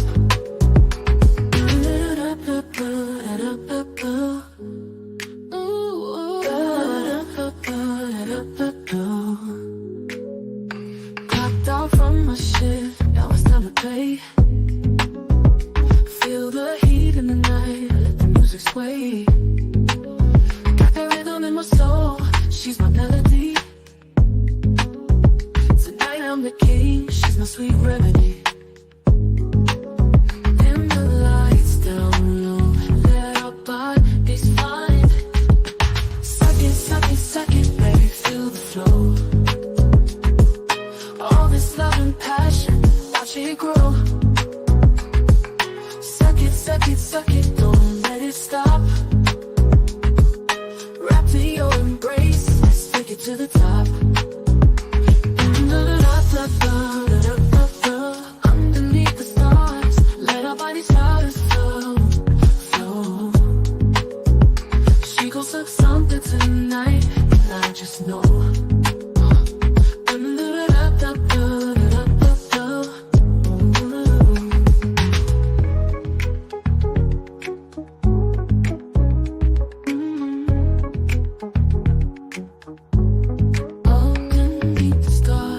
Our spirits flow. She gon' suck something tonight, and I just know.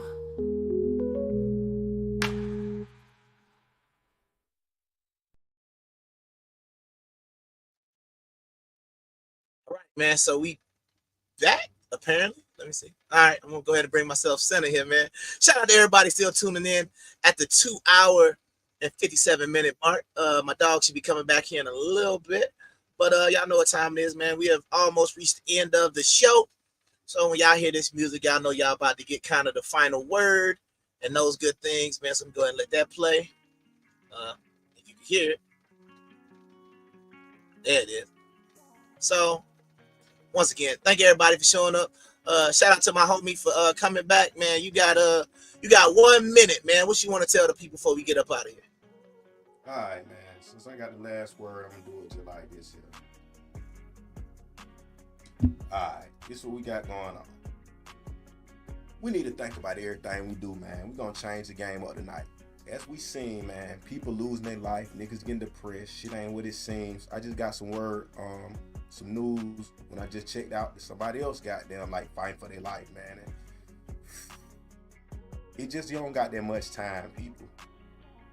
I mean, you can fight. I mean, you can be looking for $1 million and all of that, and you don't even live but 2 more days. Enjoy what you got, man, and whatever be put in front of you, and that could be that plumber, that construction worker, whatever, bro. Deal with that. Fuck with it. Enjoy it. Make it the best.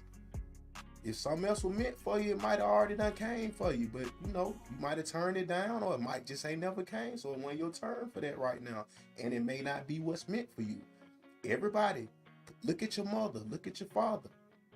Are they millionaires? what's to say that you get any farther than they got?